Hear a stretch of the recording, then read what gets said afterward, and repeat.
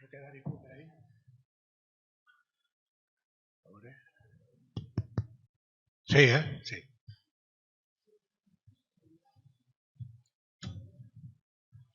Val, bona vesprada. A veure, se sent bé? Sí? Bé. Dins de les jornades en temps incerts, debats per la revolta, volia comentar-vos que ahir se va fer el segon acte del el cicle de l'art.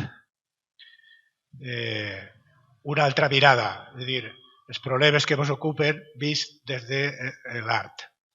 Va ser un acte de solidaritat en el poble saharaui, en una lectura d'alguns poemes i alguns poetes van erigir en els seus poemes originals. Va ser un acte molt emotiu i molt bonic. No? També dir-vos que la setmana passada vam fer el primer debat de les jornades en què contaren con trataren el tema de la transició energètica en la bioregió de Cantàbric Mediterrani. És la transició energètica en un aspecte, diguem-ne, concret, en una regió determinada. I ara el que tractarem és la transició energètica i també la transició de materials, el tema de residus, etc., en un sentit més global. No ja en una regió concreta determinada, sinó de manera més global. El títol d'avui és la transició ecològica en un món finit. És una transició en un món finit que no sempre acabem de comprendre què vol dir que el món és finit i sobretot que les institucions i les grans corporacions no accepten, en la pràctica no accepten que el món és finit i volen estirar-lo com si fos un xicle. Bé, és cal examinar les propostes de transició que se ens ofereixen i treballar per construir una transició realitzable i justa, si és que encara estem a temps. Per a parlar de tot això tenim entre nosaltres a Andreu Escrivà. Ell és llicenciat en Ciències Ambientals, màster en Conservació d'Ecosistemes i doctor en Biodiversitat. És investigador i forma part del Comitè d'Experts de Canvi Climàtic en el País Valencià. I a més és poeta i escritor. El qual està molt bé. Actualment és el responsable de l'Observatori del Canvi Climàtic de l'Ajuntament de València. Però, com ell diu, és sobretot divulgador. És la seva passió. No? Bé, la intervenció d'Andreu serà d'uns 40 minuts aproximadament i després farem un debat. Esperem les vostres preguntes i segur que seran molt interessants. Vale. Andreu, quan vulguis. Bueno, moltes gràcies per la presentació, per convidar-me a Carrevolta, Joventut per Clima, a Per l'Horta. Gràcies a vosaltres que esteu així, perquè no sé si ho sabeu també, ens hem contraprogramat en aquesta ciutat, que ho fem tot vaja, és una cosa molt mediterrània, molt explosiva, no? Avui n'hi ha 2 actes a València sobre transició energètica, canvi climàtic, i vos agraïs que estigueu així, també per el puesto, per el que significa i per el cicle, que és molt interessant, però vaja, també és una senyal de bona salut, no? que tinguem 2 actes simultanis, que és una cosa que si ho dius fa 5 anys ningú s'ho haguera pensat, no? que hi hauria 2 actes sobre canvi climàtic a la vegada en València. A veure, que això m'ho pujo un poquet, que si no m'agatxaré massa. De fet, així està, n'hi ha una persona, està Xesco per ahí darrere, que és la persona responsable de que jo estigui així avui parlant amb vosaltres, perquè fa ja 7 anys em va convidar, em va liar per anar a Meliana i jo vaig fer una presentació que era una xapa impressionant, horrible. El que passa és que l'home és molt ben quedat i no em va dir res després, però de fet em va convidar una cervesa, crec. Però el cas és que és la primera vegada que jo em vaig enfrontar a haver de contar el canvi climàtic, ho vaig fer fatal, i sobretot me'n vaig adonar de les dificultats que tenia a parlar de canvi climàtic. 7 anys després continuo sense saber com contar-ho, però sí que és de veres que una va aprenent coses. Jo tinc una presentació, no vos assusteu si veieu que n'hi ha moltes diapositives perquè no n'hi ha text i a més algunes les aniré passant. No? Jo el que faig és m'ho fique tot com un bufet lliure de diapositives i després segons veig què és el que més interessa o no, pues puc passar-les o podem tornar després algunes en el torn de preguntes, sense problema. Jo, com han dit així, això és una visió molt general, també molt particular, n'hi haurà omissions, n'hi haurà coses que no acabaré de dir, però sí que estic molt content de poder participar des d'aquest punt de vista de transició ecològica en un món finit, perquè n'hi ha dos elements que jo crec que són fonamentals, que és, que és transició ecològica, no és només transició energètica, que és necessària, cal fer-la quant abans puguem millor, però la transició ecològica va molt més enllà de la transició energètica, i després que el món és finit. Sembla una perogrullada, no?, que en diuen en castellà, però és que el món és finit, vull dir, el món té uns límits, és una cosa que sembla que costa assumir, a mi el primer, que conste.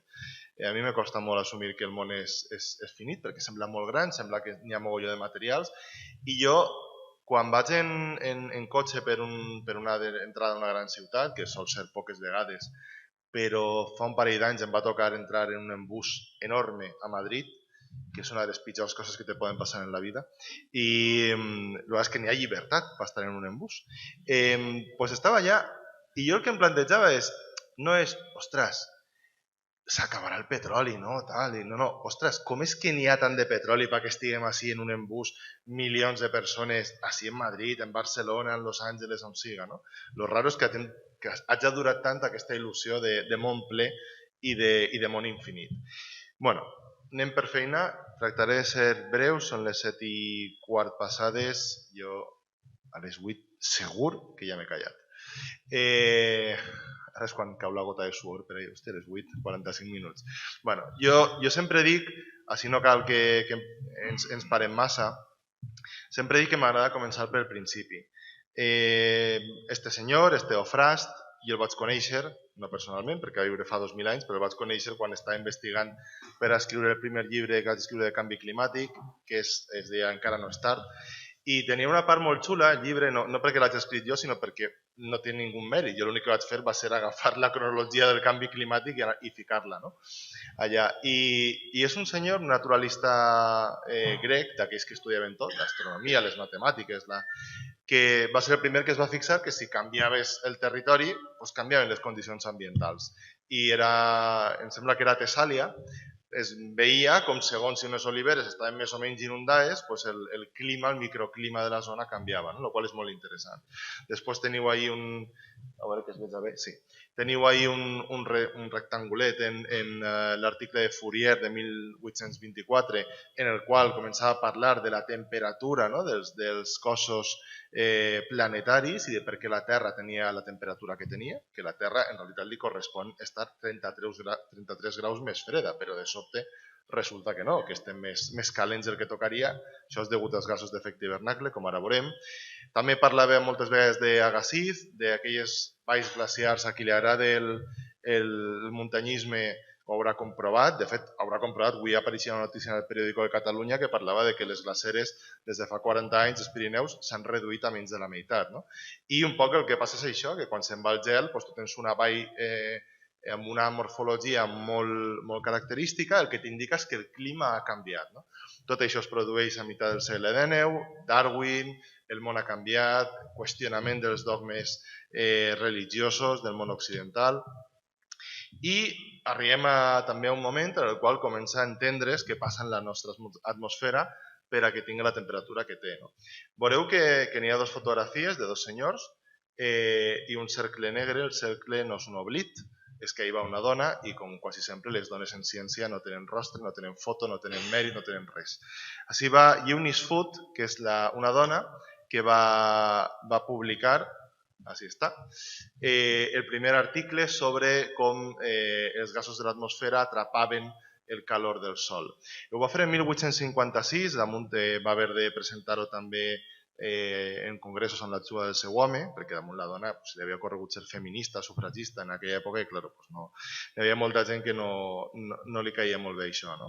I 3 anys després, el que tenia el mèrit, que és este senyor d'alta a l'esquerra, el teniu vosaltres, John Tyndall, que és un irlandès, tingué el mèrit de dir no, el diòxid de carboni és el que produeix aquest escalfament, etc.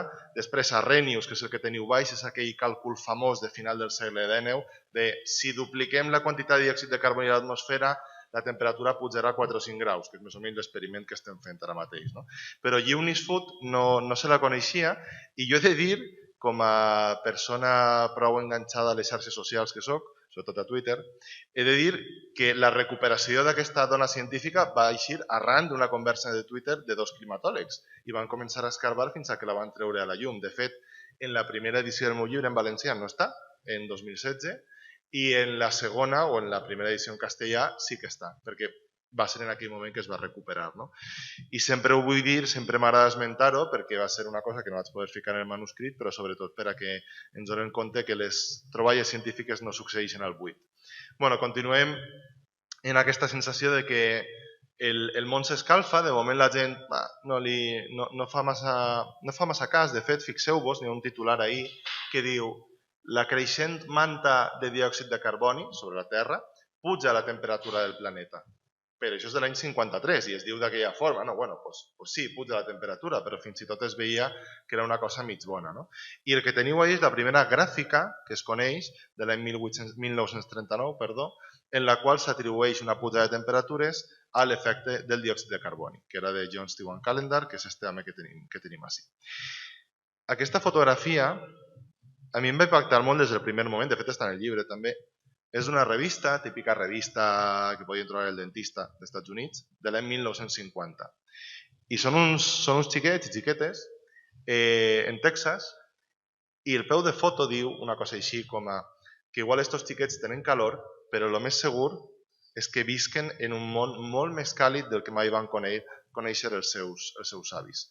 Efectivament, el que va ficar el peu de foto no s'equivocava i estos xiquets, fixeu-vos si han nascut en l'any 30 i molts, 40 i pocs, han viscut i estan visquent un món molt més càlid del que mai van conèixer els seus avis. Això per què? Doncs per una qüestió molt senzilla. I heus així la importància de la transició energètica. Després en parlarem de l'ecològica. Perquè estem emetent una enorme quantitat de gasos que atrapen calor en l'atmosfera degut sobretot a l'energia que estem emprant.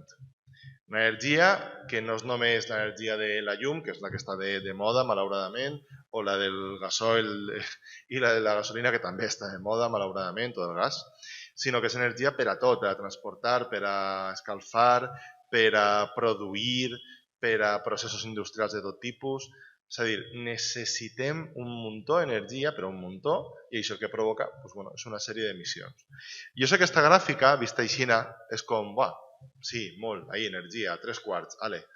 Però, per fer-se una idea, a mi m'agrada molt aquest exemple, que és d'uns investigadors, d'uns suecs, em sembla, encara que l'home és anglès, és un campió olímpic, campió participant, ara no me'n recordo, no li vull atribuir mèrits.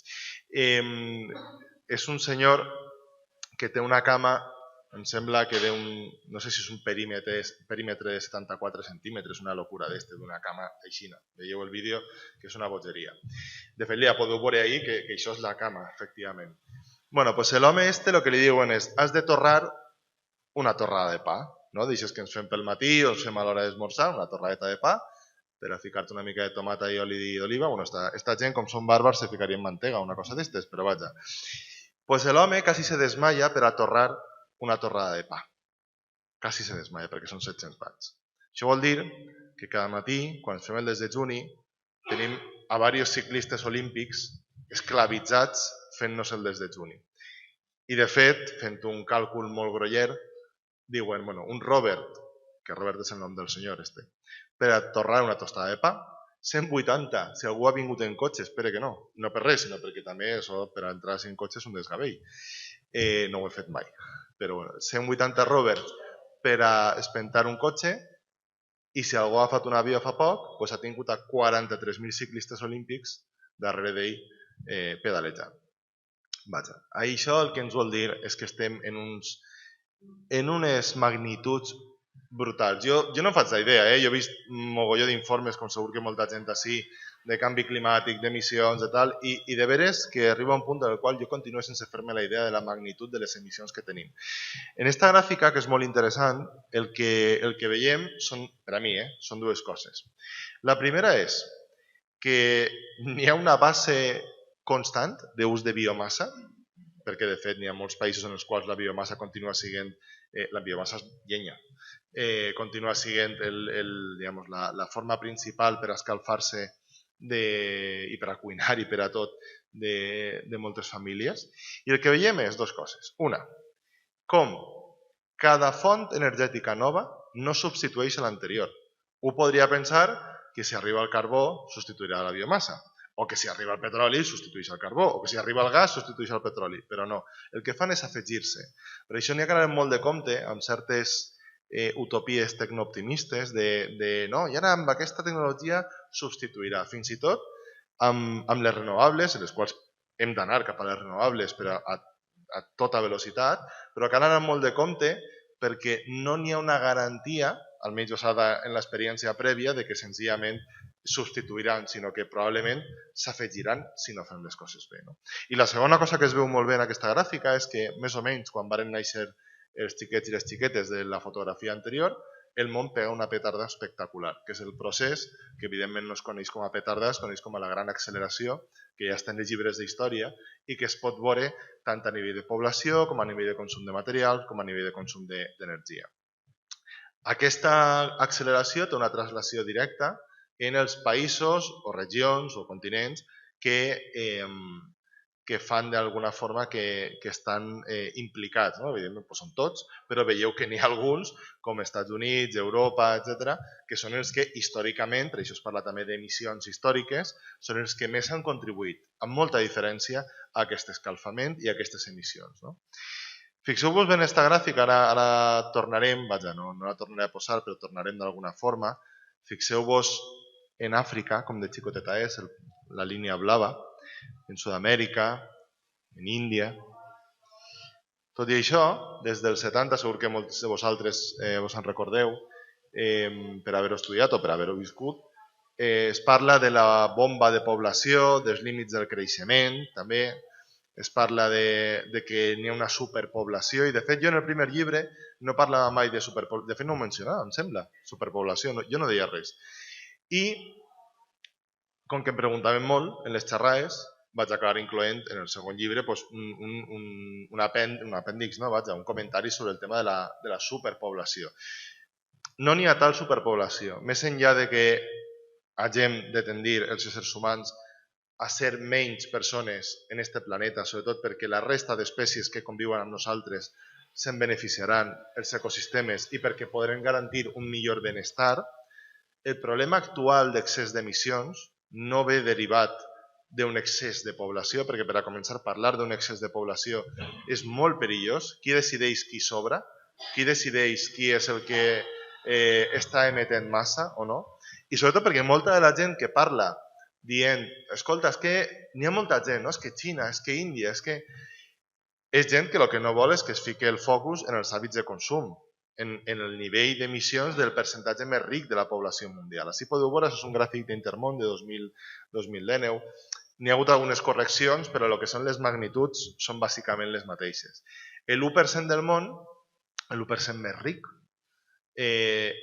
consumeix i emet més que el 50% més pobre. I el 10% més ric del món, entre el qual n'hi ha molta gent d'Espanya, més que res perquè és un país ric en termes globals, consumeix i emet més que el 90%.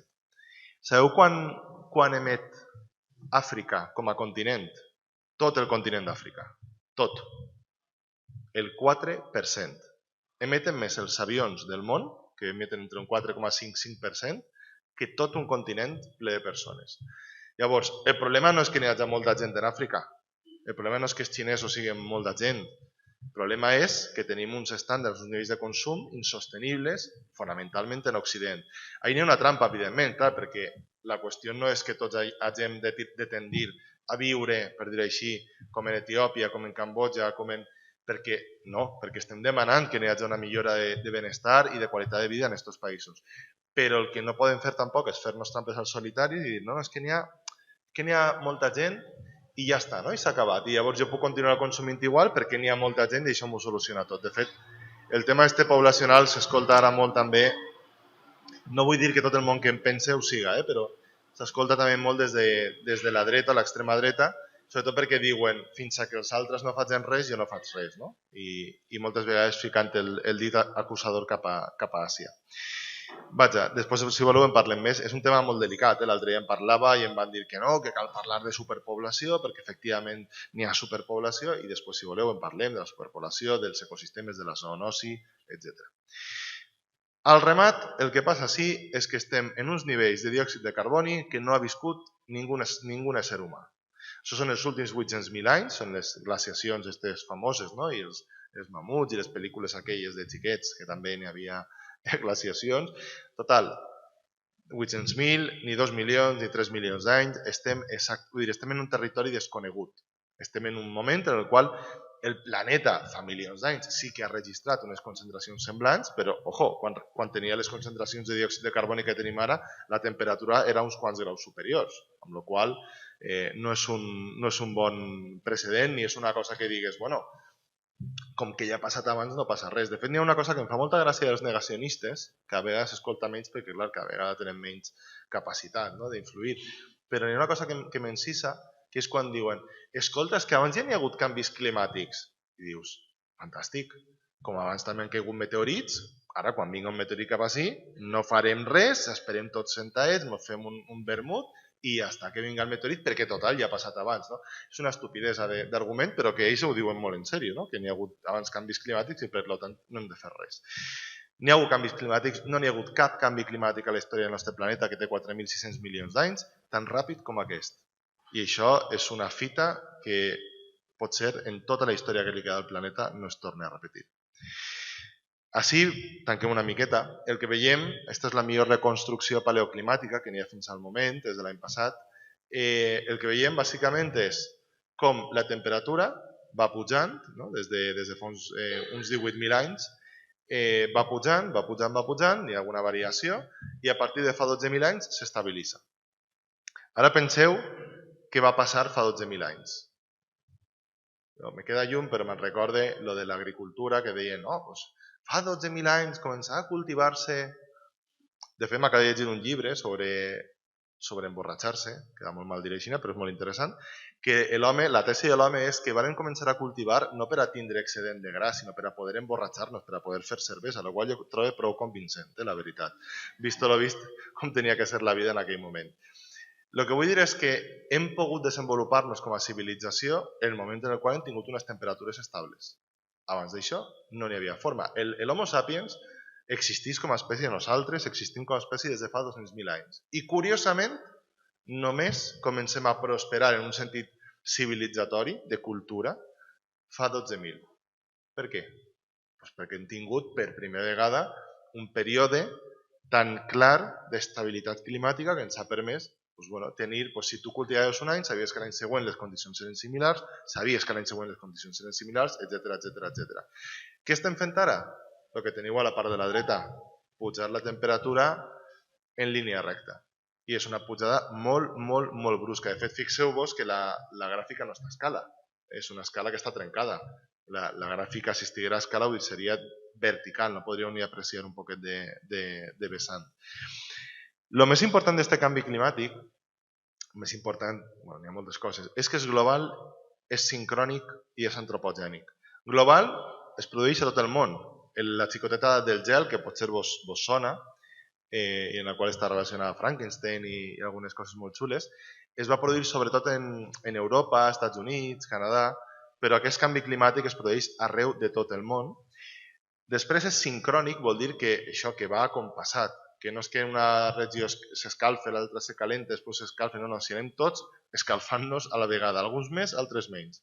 I després que és antropogènic, ahir ho veieu molt bé, que és que la línia color magenta salmó és la línia negra són les observacions, la línia color magenta és la línia en la qual s'incorpora la variable humana. És a dir, només si incorporem a les equacions als éssers humans s'explica l'escalfament que estem visquent.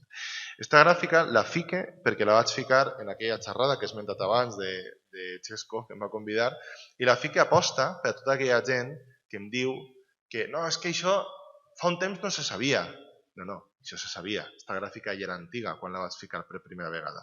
Llavors, que no vinguin amb que ara, no, és que ara de sobte és de veres que el canvi climàtic hem descobert que és un problemón. No, això es sabia des de fa molt de temps. Clar, la pregunta següent és tot canvi climàtic? Que és on comença a entrar aquesta disjuntiva transició ecològica, transició energètica. No llegiu, no patiu, només el titular. Este titular, que és la dominació humana dels ecosistemes terrestres, és d'un article absolutament fonamental en ecologia, de Vitusek, que és un ecòleg dels més famosos que n'hi ha, i en aquest article, que és de l'any 97, l'home el que fa és parlar-nos de que la gran majoria del nostre planeta està dominat per l'espècie humana.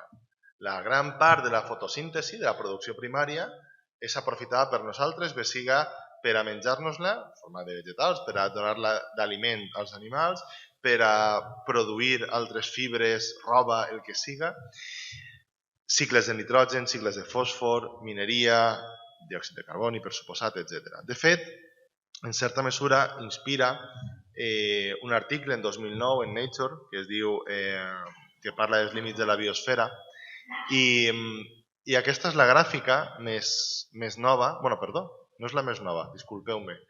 És la gràfica que fins fa un parell de mesos era la més nova sobre aquesta qüestió. Què és això? Només vull per que ho veieu. És el planeta dividit en una sèrie, diríem, d'elements, variables, i el color, com un color d'un semàfor, ens diu si estem en una zona segura o en una zona perillosa. N'hi ha moltes zones perilloses. Curiosament, algunes de les zones més perilloses són els cicles biogeoquímics, el nitrogen i el fòsfor, que estem alterant aquest flux i té molta a veure amb l'agricultura industrial, la integritat de la biosfera, és a dir, la taxa d'extinció d'espècies o la integritat dels ecosistemes, i el canvi d'usos del sol, i el canvi climàtic, que el teniu allà dalt, està en àmbar, no vol dir que no sigui preocupant, però vol dir que no estem tan prop del límit, estem molt prop, però no estem tan prop del límit com en el cas, per exemple, de la biodiversitat, que sí que l'hem passat fa molt de temps i sí que estem en una zona de molt de risc. Ara, de fet, s'ha fet públic un informe que parla de que el que fica ahí novel entities, ahí un poc a l'esquerra, que són contaminació química, per dir-ho així, també hem traspassat el llindar de seguretat, també estem en la zona roja. Això què vol dir? Que no és només les emissions de carboni, de fet n'hi ha una vinyeta molt famosa últimament que és el que exemplifica el que es diu la visió, el túnel de carboni, que és una persona que està mirant només en una espècie de túnel i només veu emissions de carboni. I al voltant està biodiversitat, urbanisme, benestar, aigua, alimentació, etc. Vull dir, la transició ecològica va molt més, evidentment, que d'aquest túnel de carboni, per molt que siga molt important. De fet, així, aquest és l'article que sí que l'he adjuntat, estem fora del llindar de seguretat amb la contaminació química. Però després tenim, jo com he dit abans, com han dit abans en la presentació, jo vinc de la vessant més ambiental. A mi això del canvi climàtic me comença a interessar, me comença a interessar molt tant fer recerca com fer divulgació, però jo vinc, la meva formació, jo soc ambientòleg i tinc tota la formació, direm, basada en gestió i conservació dels ecosistemes i de la biodiversitat. I sempre que puc parlo de que la crisi de la biodiversitat és igual o més important que la crisi climàtica, estrictament climàtica en un sentit energètic. No? Per què? Doncs perquè tenim una quantitat enorme de grups taxonòmics, de grups d'espècies vegetals i animals en gravíssim perill. Alguns són relativament mediàtics, bé siga perquè són molt bonics, com el lynx. De fet, n'hi ha una cosa que és el peluchismo. No? Quan un animal es poden fer un peluix, té moltes més possibilitats de ser salvat, no? Perquè la gent té un vincle emocional. Però després també parlem dels pol·linitzadors, de les abelles. N'hi ha molts animals que tenen molt bona premsa, n'hi ha d'altres que a la gent encara li costa això de salvar-los, per exemple les rates penades. I després tenim una sèrie d'extincions històriques que s'han anat succeint, sobretot també arran de la descoberta, la colonització del món i d'aquest món que es fa cada vegada més xicotet i nosaltres cada vegada som més. No? Ahí sí que té un sentit parlar de població. Aquesta gràfica només vos la fique per a dues coses. Uno, és un informe de l'IPBES. L'IPBES és el panell de la ONU sobre biodiversitat. És igual d'important que l'IPCC. L'IPCC és el panell, diríem, clàssic, no? Que coneguem més o menys tots i totes dels experts del canvi climàtic. Pues la ONU té un altre panell que també celebra unes cimeres internacionals, les COP, però de biodiversitat, a les quals ningú fa cas fins al punt que s'ha posposat 4 vegades la que s'hauria d'haver fet fa un any i mig. I aquests són part dels seus informes, que el que ens diu és que estem perdent matèria orgànica en els sols, això parla de la fertilitat, estem perdent espècies, estem perdent àrea de natura prístina, de natura salvatge, i estem apropiant-nos de la biomassa a un ritme molt més alt del que va estudiar Vitusek fa gairebé 30 anys. No? Amb tot això tenim una nova època geològica en ciernes, que és l'antropocè, del qual segur que heu escoltat parlar, després en podem parlar més. A mi em sembla molt adient aquesta paròdia del cartell de Las Vegas amb l'antropocè. I de fet, una de les coses que em va sobtar molt, s'estan intentant buscar molts marcadors per a l'antropocè. Potser d'ací poc n'hi ha una tercera guerra mundial i llavors ja no caldrà ningú marcador perquè estarà tot molt clar. No? Però estan intentant trobar que si el formigó, el cement, que si les proves nuclears dels anys 50, que deixen una capa radioactiva, també el tema del plàstic, però n'hi ha una que a mi m'inquieta particularment, però té molt de sentit, que són els ossos de pollastre. Al món matem cada any 60.000 milions de pollastres. Jo vaig haver de mirar la xifra bé per a no ficar-la mal i per a dir-la bé. 60.000 milions de pollastres a mi me sembla una xifra absurda, no pot ser. Pues ahí està. I amb això entenem que el 70% de les aus que n'hi ha en el món són aus que les criem nosaltres per a menjar-nos-les o per a menjar-nos els ous o per a donar-nos d'aliment a altres.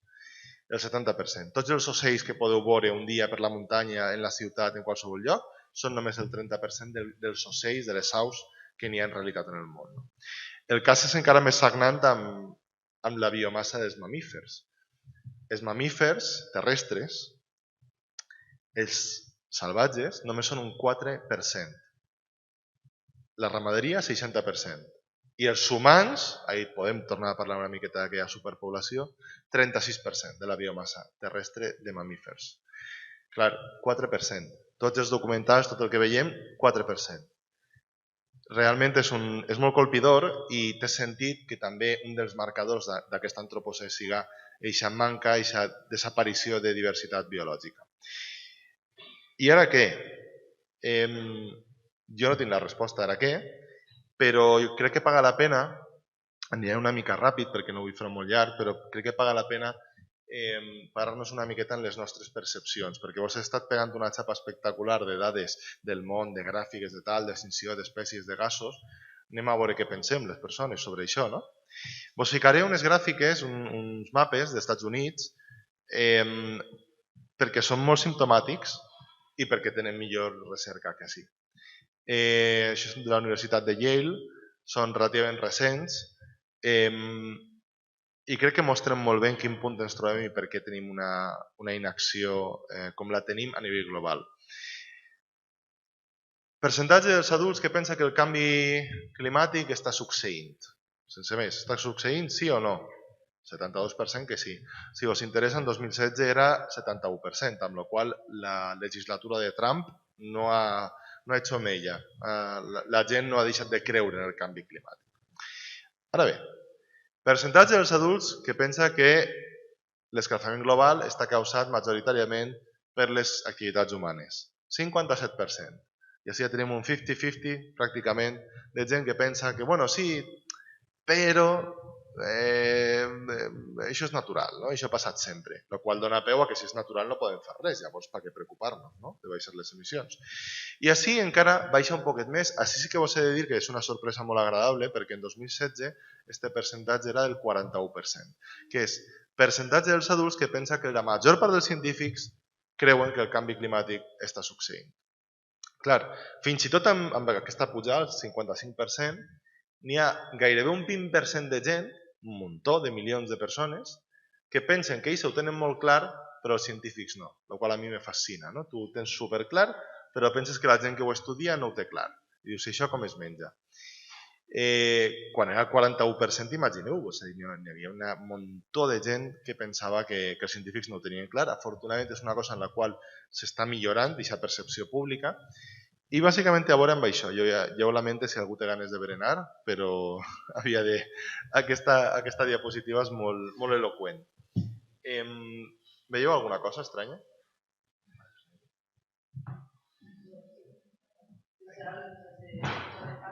Exacte, sense oli de palma, com heu dit. És molt curiós perquè, vull dir, tu veus ahir la nocilla esta, tu la veus i no diu està superbona, nova receta, el sabor de tu infancia, yo qué sé, un eslogan de estos. No, diu sin aceite de palma, ¿sabes? En plan de yo no he sido. El bollicao sin aceite de palma, ahí sí que diu más tierno, más relleno, vinga, va. Los cornflakes, fins i tot les galletes Birba, que són aquelles tan famoses, no? I un disseny que jo crec que no havia sigut alterat mai de la vida, sin aceite de palma, ahí en xicotet en verd.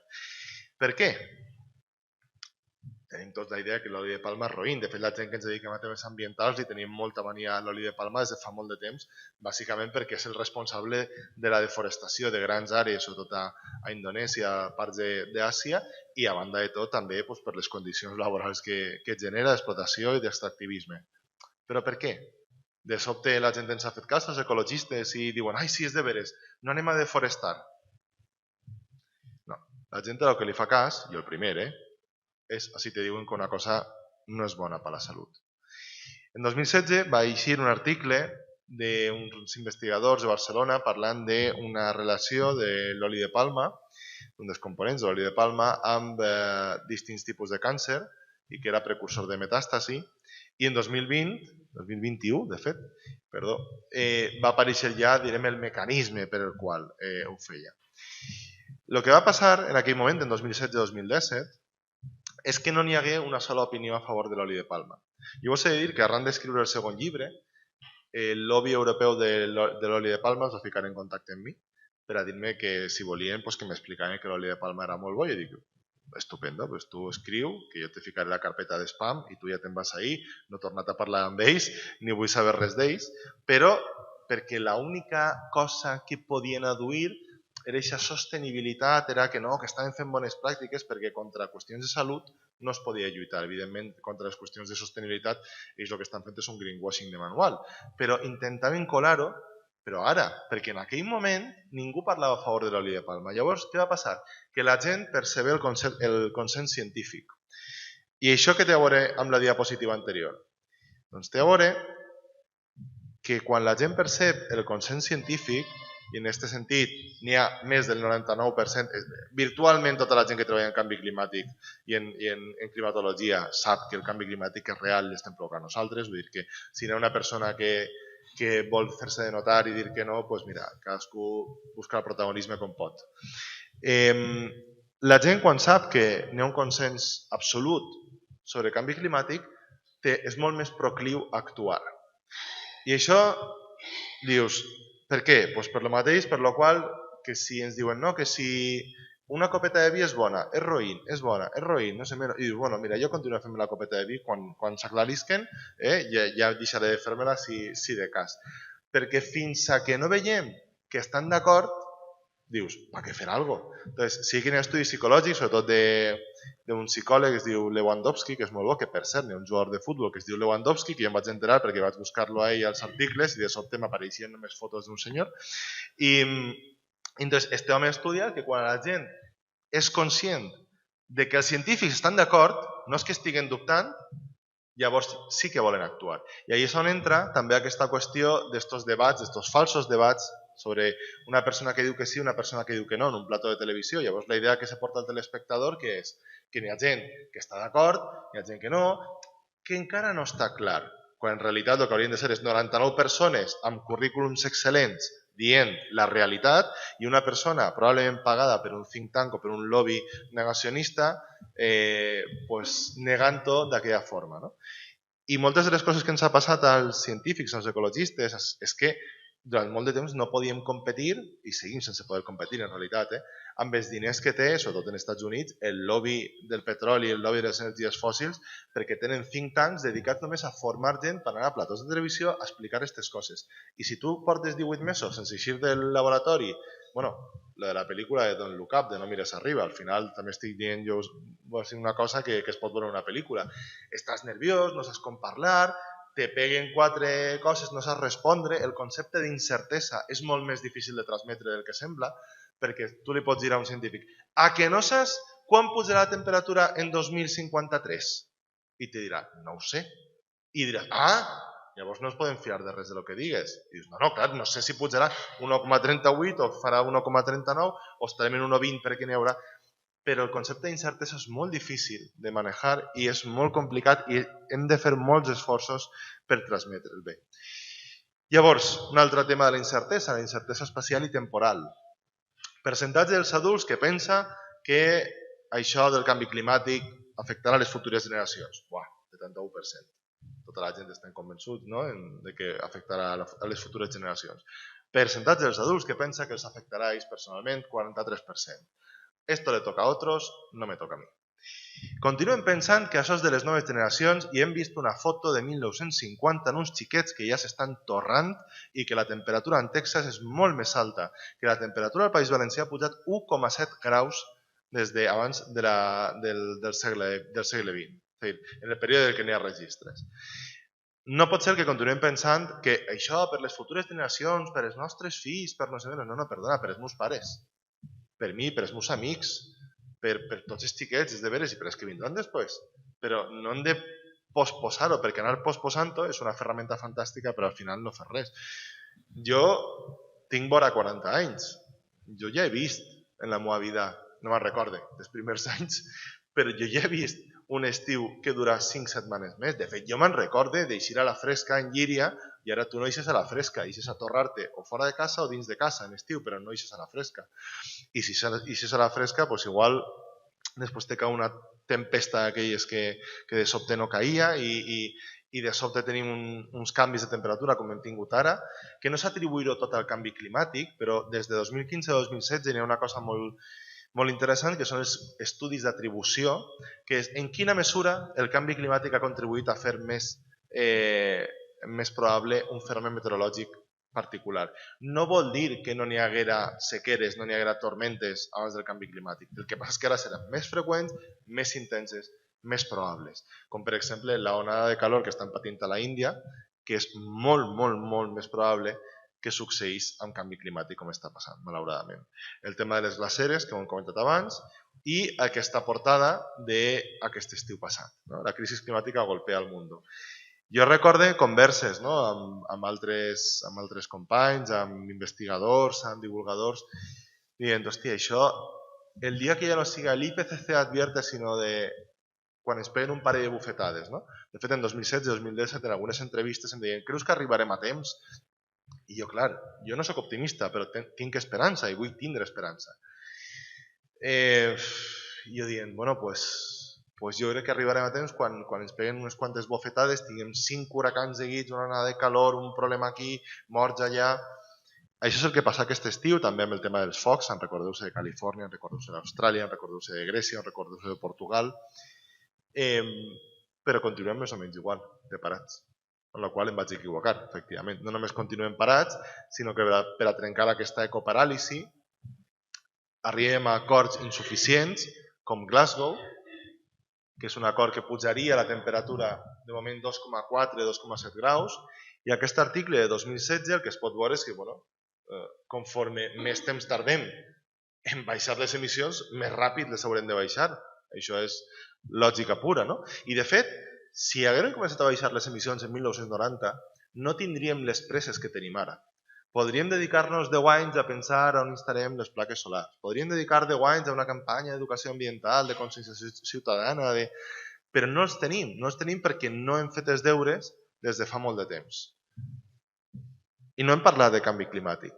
Bueno, vosaltres probablement sí, esteu ara escoltant parlar de canvi climàtic, però aquesta climatòloga, Katherine Hayhoe, que a més és una evangelista, no? És religiosa, molt religiosa, ha aconseguit clavar-se en esglésies d'aquelles evangelistes dels Estats Units, que a mi em sembla sempre quasi com un episodi dels Simpson, i convèncer-los de que el canvi climàtic és real i que a més és coherent, no? Preocupar-se per la Bíblia i tal, i voler seguir els preceptes de Nostre Senyor i preocupar-se per el canvi climàtic, perquè sabeu que als Estats Units hi havia una divisió molt forta. De fet, actualment, la divisió més forta als Estats Units entre demòcrates i republicans és el canvi climàtic. Més que el tema de la possessió d'armes, més que l'avortament, més que qualsevol altre tema.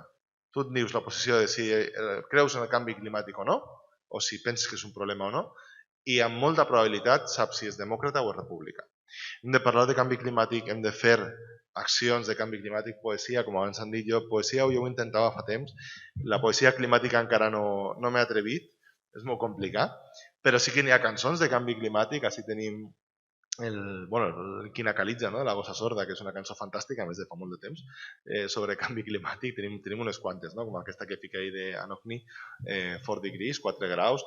Tenim instal·lacions artístiques com Gel de Groenlàndia, que es va portar a Londres per a que la gent el veiera desfer-se, o aquestes mans que s'arrapaven a un edifici en Venècia.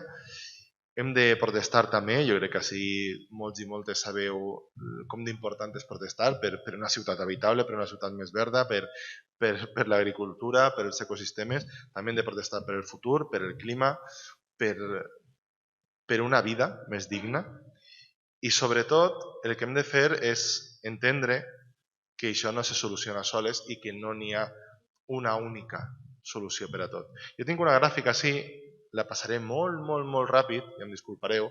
Suposo que este senyor igual conegueu, igual no. Jo estic molt enganxat a això de les reformes en casa. I quan arribes un dia de treballar que no pots més i l'únic que vols és desconnectar la neurona, perquè en un lloc tan masoca que després de treballar en aquests temes me fique a llegir d'estos temes, o a vindre jo este matí estava treballant, ara vinc quasi a parlar d'això. I veig aquests programes. Entonces me fa molta gràcia perquè ahir les parets són de Chichinabo, no? Pues les pots trencar molt fàcil. Llavors en el llibre, que per cert crec que he vist que està per ahí, moltes gràcies, no sabia ni que anava a estar el llibre, moltes gràcies a qui l'haig aportat per a que poguereu fullejar-lo o comprar-lo fins i tot. N'hi ha una part que diu derribando los muros del cambio climático, ¿no? De las excusas de la inacción. Molt ràpidament hi ha moltes excuses, no? Per a no pensar en aquest món finit, per a no pensar en aquesta transició ecològica que ens interpel·la directament. Això no està passant, ja hem vist que no és una opció perquè sí que està passant, les dades són aclaparadores. Està a mi no me tocarà, que heu vist també que molta gent pensa a mi això no me toca, jo estic a la moelleta llegint, no passa res. Ja hem vist que a tu te toca, de fet, encara que tingues 99 anys, la meva sogra té 90 anys, i li toca el canvi climàtic, no és una qüestió només de la gent més jove. N'hi ha una altra cosa que és, no, ara no, ara ja està, que és una cosa que em fa mogolló de gràcia d'alguns negacionistes, que ara de sobte te reconeixen que, no, tenies raó, lo del canvi climàtic, i tu, quin jaleo, però ara ja, total, ara ja està, no, doncs ja està. I jo sempre dic, mira, tu imagina't que s'està cremant ta casa, una habitació, no? Comença a cremar-se ta casa, una habitació. Què fas? Crides als bombers, a la policia, tanques la porta, tractes de ruixar en aigua i te'n vas, no? Sempre salvaguardant la teva vida. O dius, s'està cremant una habitació, ja dona igual, no? Que se cremi tota la casa. No? Tu tractes de salvar el que te queda. Doncs amb el canvi climàtic, amb la transició ecològica, queda molt més per salvar del que hem perdut. Hem perdut, la temperatura ha pujat, hem perdut espècies, hem perdut ecosistemes, hem perdut qualitat de vida, hem perdut moltes coses, hem perdut futurs possibles, però queda molt més per salvar del que hem perdut. Llavors, jo no accepto aquests retardistes que es diuen ara també en Estats Units. Després, el tema de la incertesa, ja l'hem parlat. Ai, com no sé el que passarà, no faig res. No, perdona. Tots els dies, a tota hora, estem prenent decisions amb incertesa. Des de qüestions de treball, qüestions de salut, i si alguna vegada vos han fet un diagnòstic mèdic, suposo que sí, per lleu que siga, el metge tenia la mateixa incertesa o més que la gent que ens està parlant del que passarà en el clima els propers 100 anys. Després, el rotllo tecnooptimista, i ara que està tan de moda Elon Musk, pues va molt per ahí, no? No, alguna cosa inventaran. Sí, inventarem moltes coses. Jo sempre fico d'exemple a aquesta generació, pues com els xiquets de la foto, no? Els xiquets de la foto han vist un món que ha canviat, han vist uns avenços científics, tecnològics, mèdics, de comunicacions, de tot, fantàstics, però i tenen molts motius per a pensar que continuarem inventant, però no n'hi ha una única solució per al canvi climàtic, perquè el canvi climàtic és producte de com funcionem com a societat. No és una qüestió només com la capa d'ozó, per exemple, que no té res a veure amb el canvi climàtic. Només és una qüestió d'un producte, no?, que puguem canviar o no. I després que serà molt car. Mentira, és més car, molt més car, no actuar front al canvi climàtic. Damunt, és que com quantifiques com val un territori, com quantifiques quan val que desaparega una ciutat, com quantifiques els milions i milions de desplaçaments, es calcula que més de 800 milions de persones, si no fem res, seran desplaçades en els propers anys. Ja n'hi ha pobles en Estats Units, saps? Que això moltes vegades apareix ahir un poble, allà pensem que no, en algun país de l'Àfrica hauran de moure el poble. No, en Estats Units ja han hagut de moure pobles. N'hi haurà illes i estats que desapareixeran. Llavors, no hi ha... Bueno, esta és l'última excusa, que és siga el que siga, no és culpa meva, que és la que més m'agrada i és la més difícil de lluitar en contra. El Simpson, no? Pues, bueno, i ara què fem? Damunt, això d'una central nuclear també té molta xitxa, però ja en parlarem després si voleu. I un poc el que vos deia, que no hi ha receptes màgiques. Vale? Per tal d'acabar, jo... després n'hi haurà un momentet així mig esperançat, no patiu. Però no n'hi ha receptes màgiques, sobretot perquè qualsevol percepció de que n'hi ha una recepta màgica el que farà és allunyar-nos una vegada més d'aquesta concepció d'un món finit, que ho és, i d'una transició ecològica que el que fa, el que haurà de ser no és de Tesles i aspiradors de carboni de l'atmosfera, que per això n'hi ha una cosa que es diuen arbres, i de plaques solars que reflectisquen la llum del sol ahí en l'atmosfera, que tal, que no. La qüestió és això, és un canvi cultural i per tant és molt més difícil.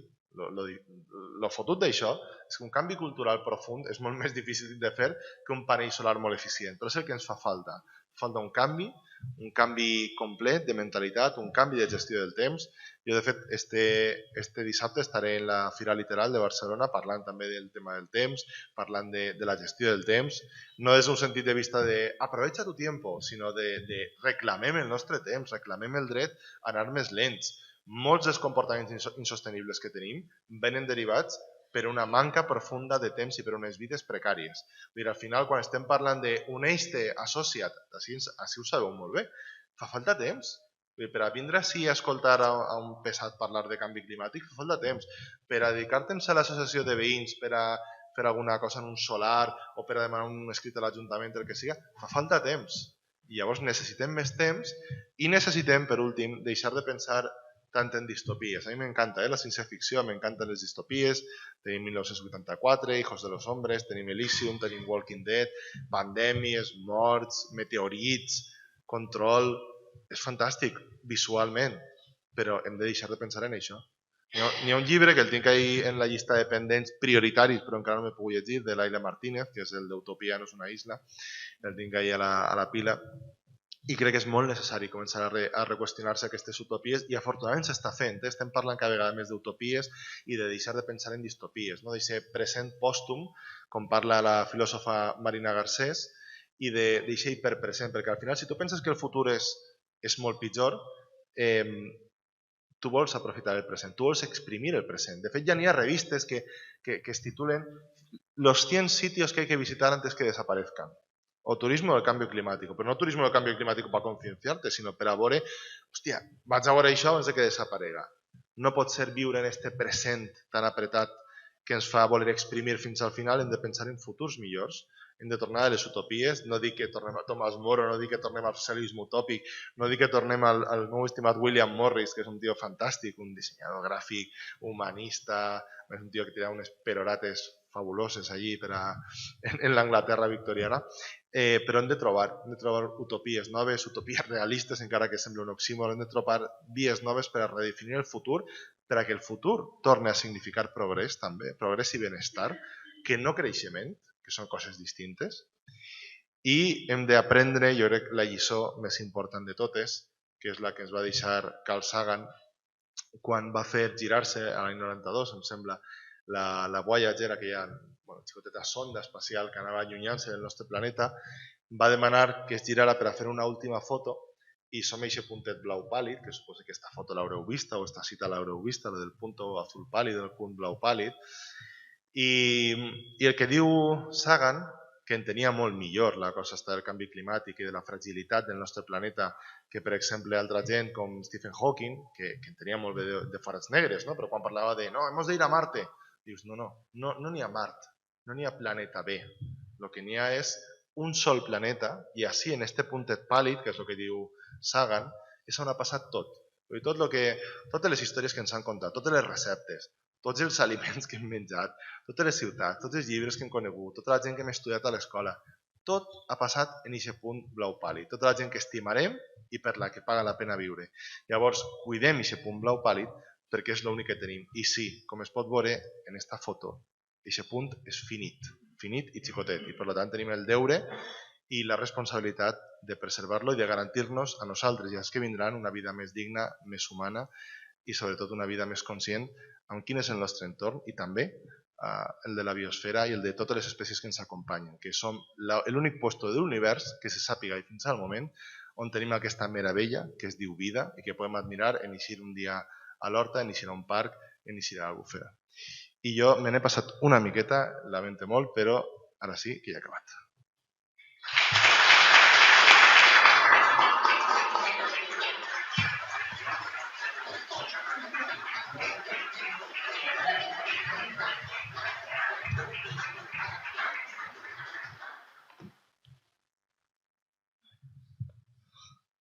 Bé, si teniu la paraula, si voleu fer preguntes, ahir hi ha un micro.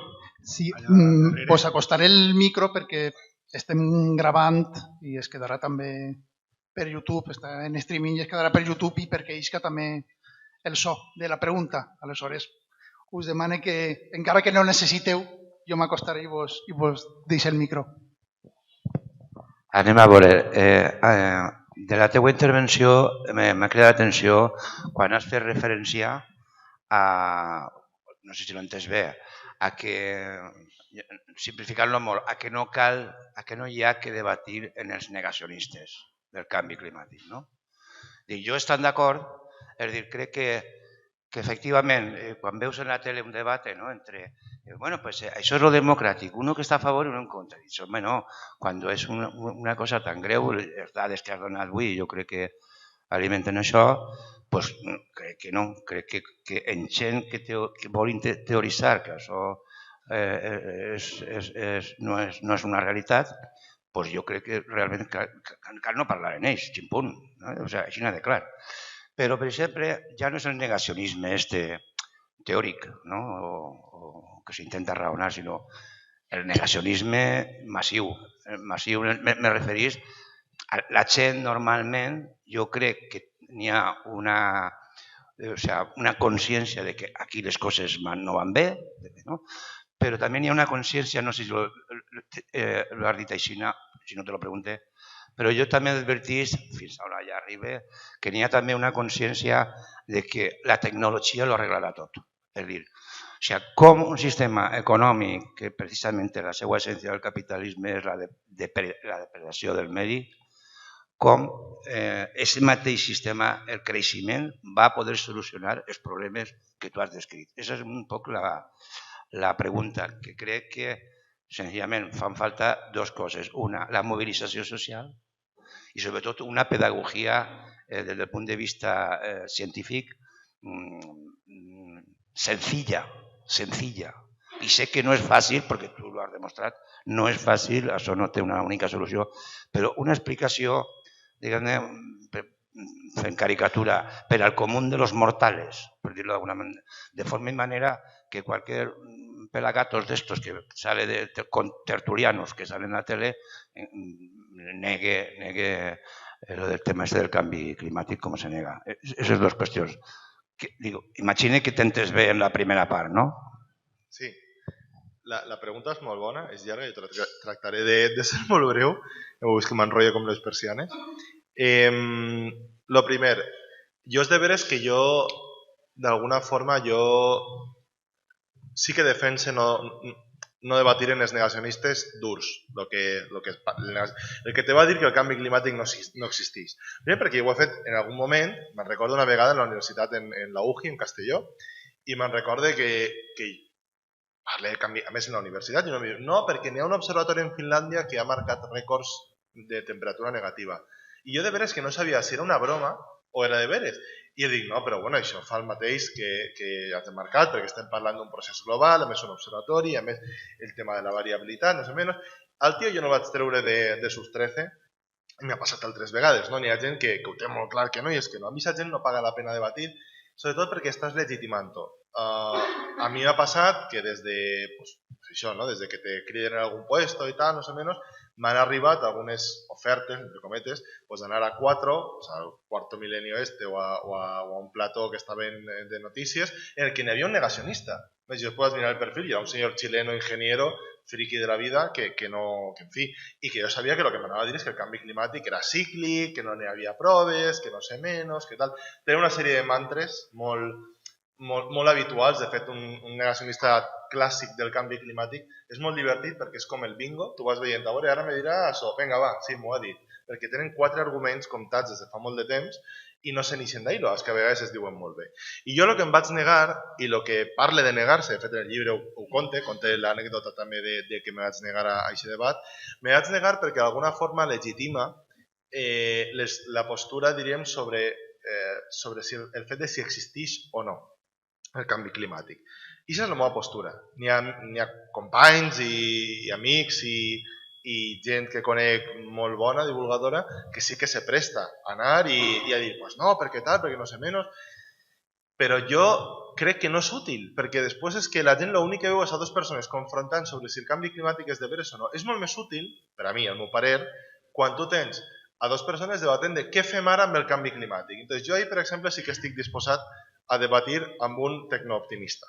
Pues amb una persona, fiquem per cas, que em diga que la nuclear soluciona el problema del canvi climàtic o com alguns titulen, la nuclear salvarà el món. Dius, què és salvar el món? Salvar-te el treball sí, perquè has venut molts llibres, però salvar el món no sé. Pues això sí que estic disposat jo a debatir.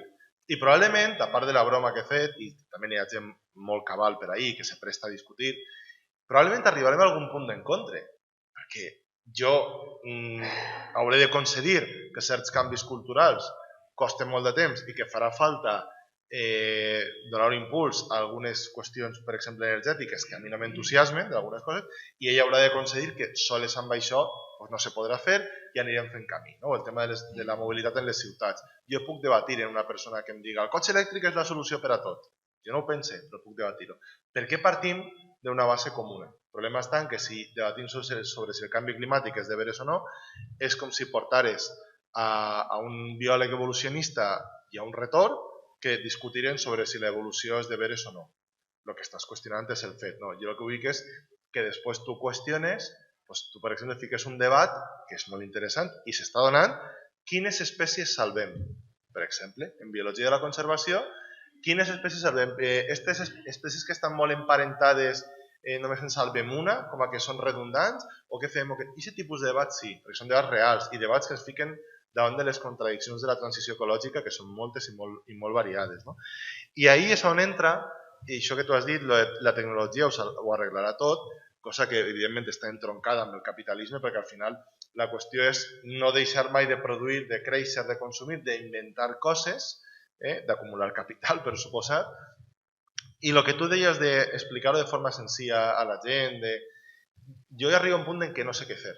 no jo, no perquè jo hagi de solucionar res, jo faig el que puc i me frustre molt i m'alegre molt també quan vos veig així i estem xerrant, però jo faig el que puc.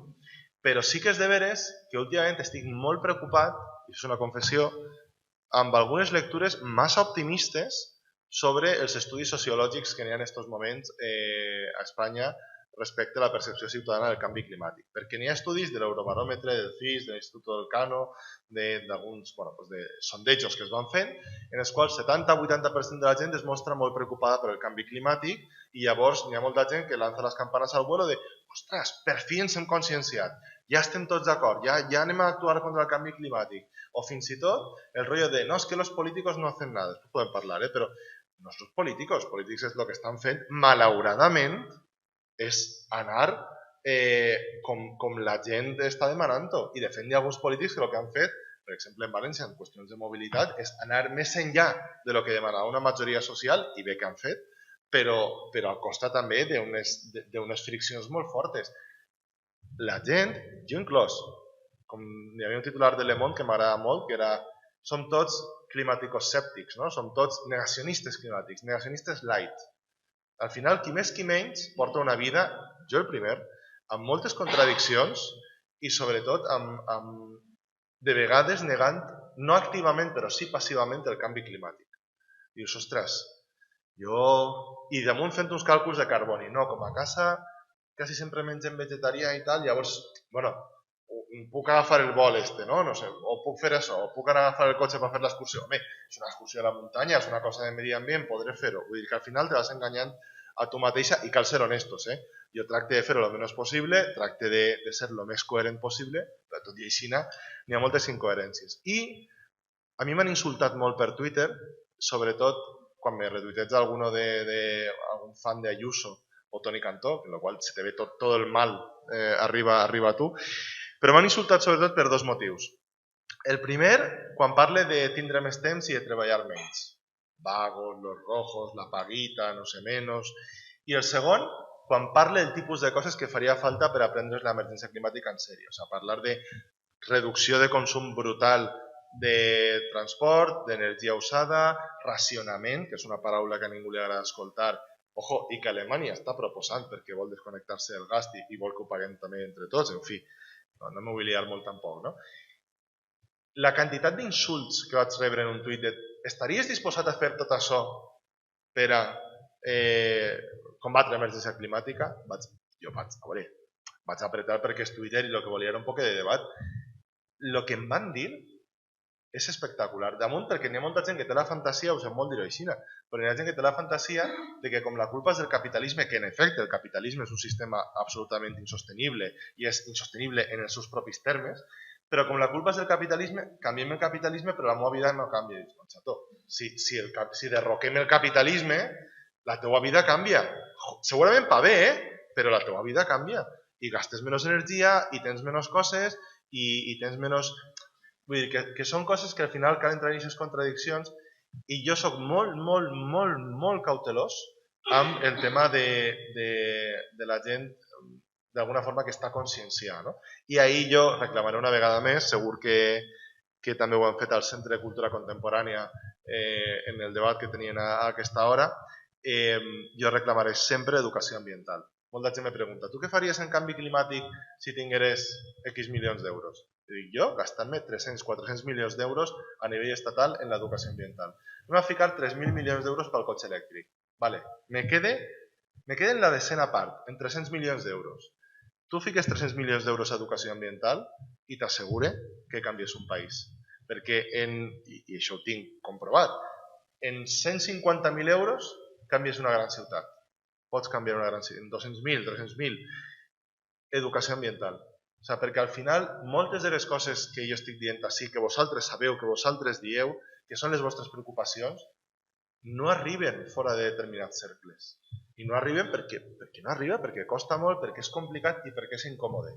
I perquè moltes vegades quan traieu aquests temes, que segur que sou gent preocupada, eres el bajonero, eres el no sé menos, eres el tal... Lo que passa és que ara, per sort, i des del moviment de protesta estudiantil i Fridays for Future i Greta Thunberg, etc., per sort, ja no eres el friki si treus este tema. I fins i tot algú te pregunta, escolta, això del canvi climàtic que tu havies dit, que tal, que no sé menys...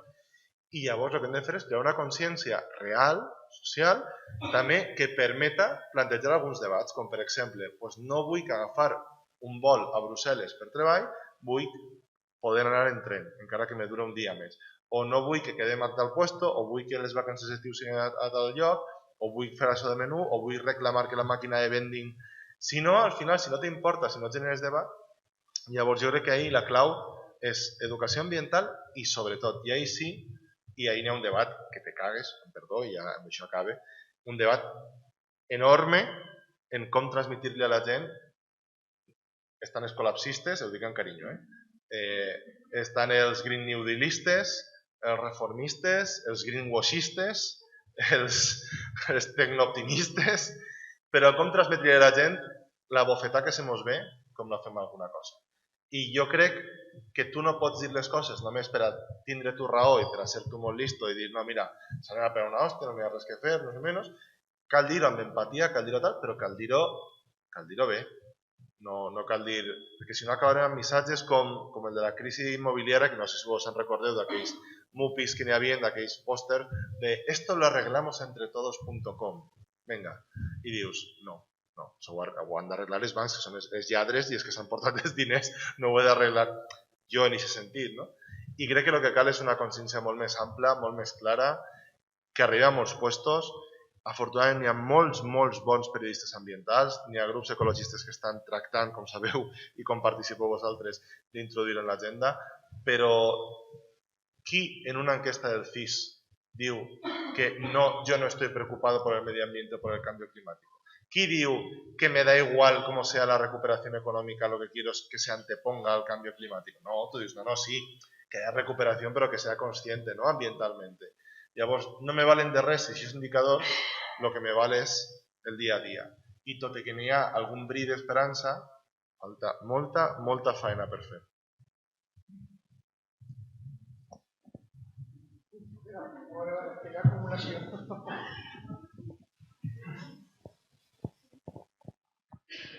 Bueno, voy a ser breve. Quería saber, pues, bueno, hasta qué punto una alimentación vegana podría reducir el cambio climático, porque sí que es verdad que bueno, yo empecé, pues, bueno, por las industrias estas que traen animales al mundo masivamente mediante inseminaciones y toda una crueldad muy grande, ¿no? Pero luego estuve investigando también temas de cómo afecta todo esto al planeta, lo que contamina esto, lo otro, y es mirar cualquier producto. Y sí que es verdad que, bueno, ahora con todas las alternativas que hay, que además imitan cualquier sabor, viniendo he encontrado, raro era el restaurante que no tenía en la puerta algo vegano. Entonces, en este punto, ¿habría alguna forma a lo mejor de concienciar, si no para una alimentación vegana, para reducir el consumo de productos de origen animal? Y nada, ¿hasta qué punto pues esto reduce el cambio climático? Gracias. La pregunta es muy buena y, bueno, habréis visto, no es que me haya dejado fuera lo de la alimentación en la presentación, pero claro, no he podido mencionar algo, pero no cabía todo. A ver, es un paso importantísimo dejar de comer tanta proteína animal en los países, sobre todo occidentales, que comemos una barbaridad en general. Yo no soy vegetariano ni vegano, pero he reducido últimamente bastante el consumo de proteína animal. Al final, pues, mi carnicero, el pobre hombre, pues ya no lo veo desde hace 3 o 4 años. Fuera de casa sí que suelo comer, a veces pregunto dónde viene, intento enterarme también todo el tema de la procedencia, también porque hay una ganadería que, más allá de las cuestiones éticas, que va aparte y respeto muchísimo, que sí que cumple un papel ecosistémico, social, etcétera, ¿no? La cuestión del veganismo, yo creo que, o sea, no creo, sé, no es la única solución, de la misma forma que no hay una solución tecnológica, simplemente con pasarnos a la dieta vegana. Tengo algunos amigos y compañeros que siempre lo repiten, ¿no? Solo con pasarnos a la dieta vegana se soluciona el cambio climático. A ver, no. Se arregla bastante, bastantes cosas se arreglan, pero no se soluciona todo de golpe.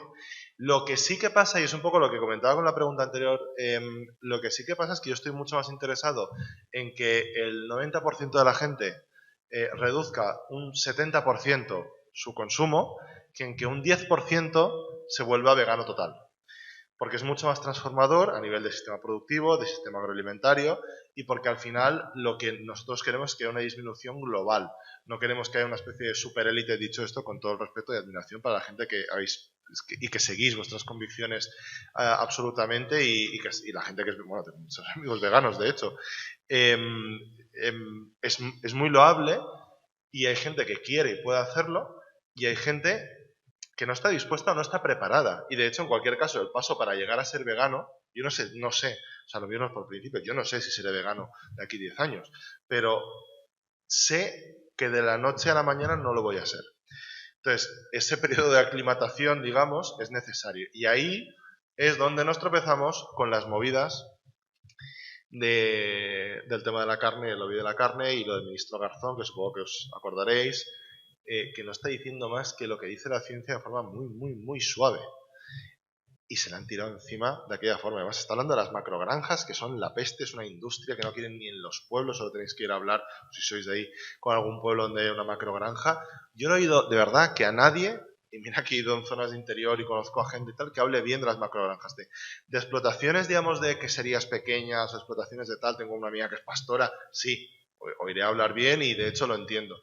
Pero de macrogranjas ninguna. Entonces, estamos hablando de, primero, comer carne de mejor calidad, más consciente de dónde, cómo, por quién, para qué se ha producido. Y luego ir reduciendo. También por cuestión de salud, que es que la OMS lo está diciendo. Comemos demasiada carne. Incluso yo habiendo reducido, seguro que estoy comiendo demasiada carne o demasiada proteína animal, carne como tal, ¿no? Pero a lo largo de la semana. Y creo que ese es parte de ese cambio cultural del que hablaba. Se ahorraría mucha tierra de cultivo y aquí ya volvemos a entrar en lo de transición ecológica, es mucho más que transición energética. Si ahorramos tierra de cultivo, podemos devolver tierra de cultivo para renaturalización, por ejemplo, de la soja argentina, por ejemplo, en el Amazonas, por ejemplo, en otras partes, también incluso de España.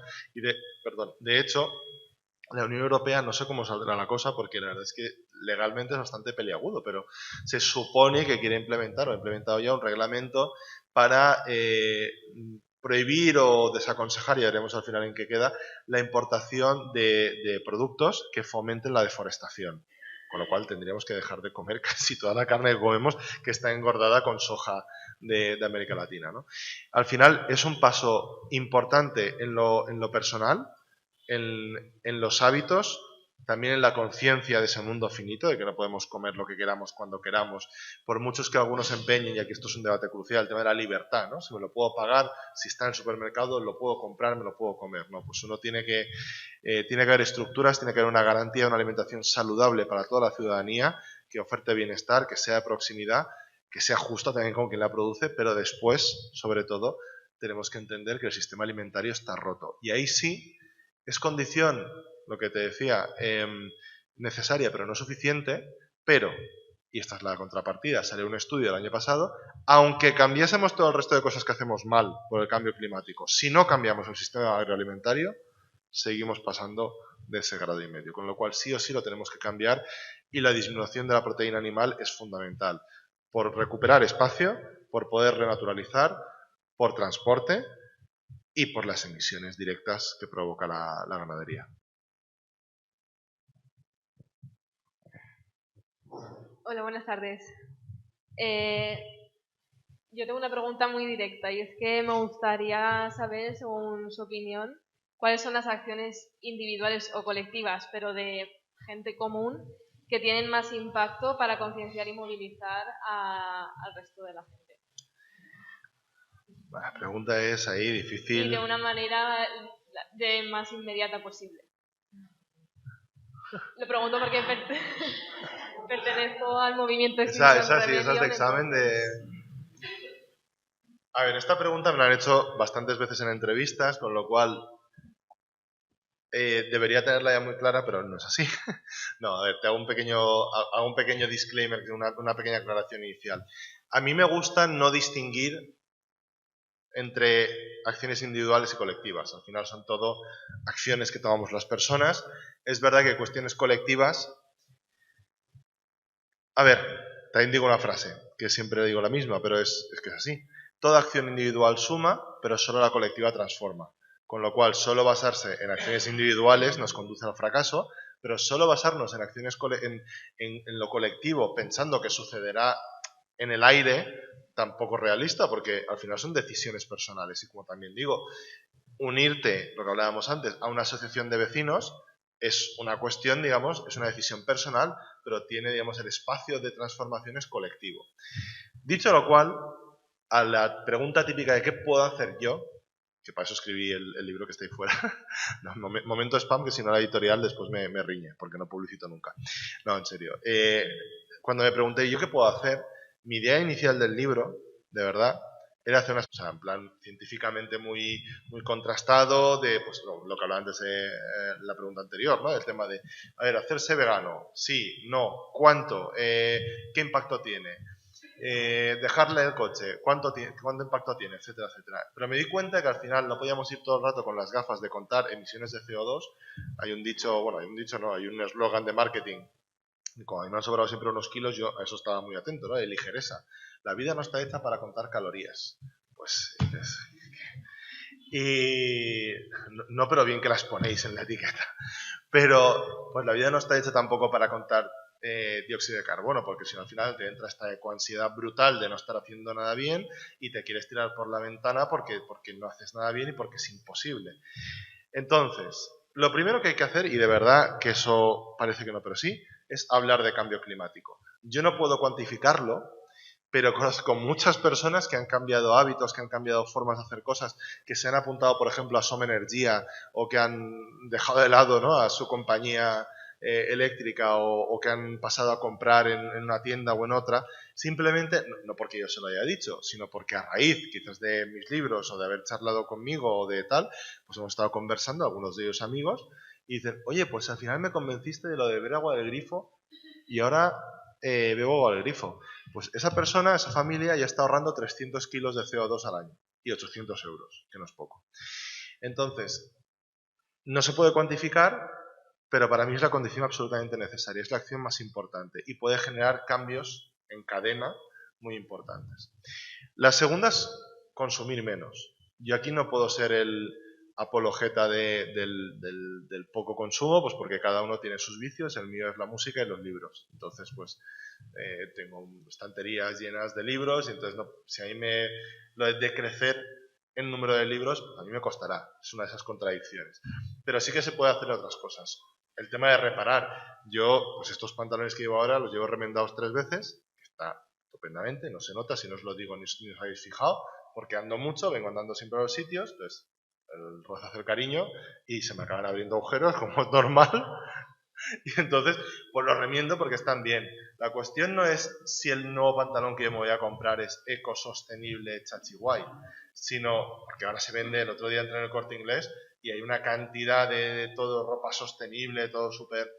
La cuestión es que lo que te compres te dure, es decir, consumir menos, que dure más, reparar más. Estoy haciendo ahí un pack muy grande, ¿no?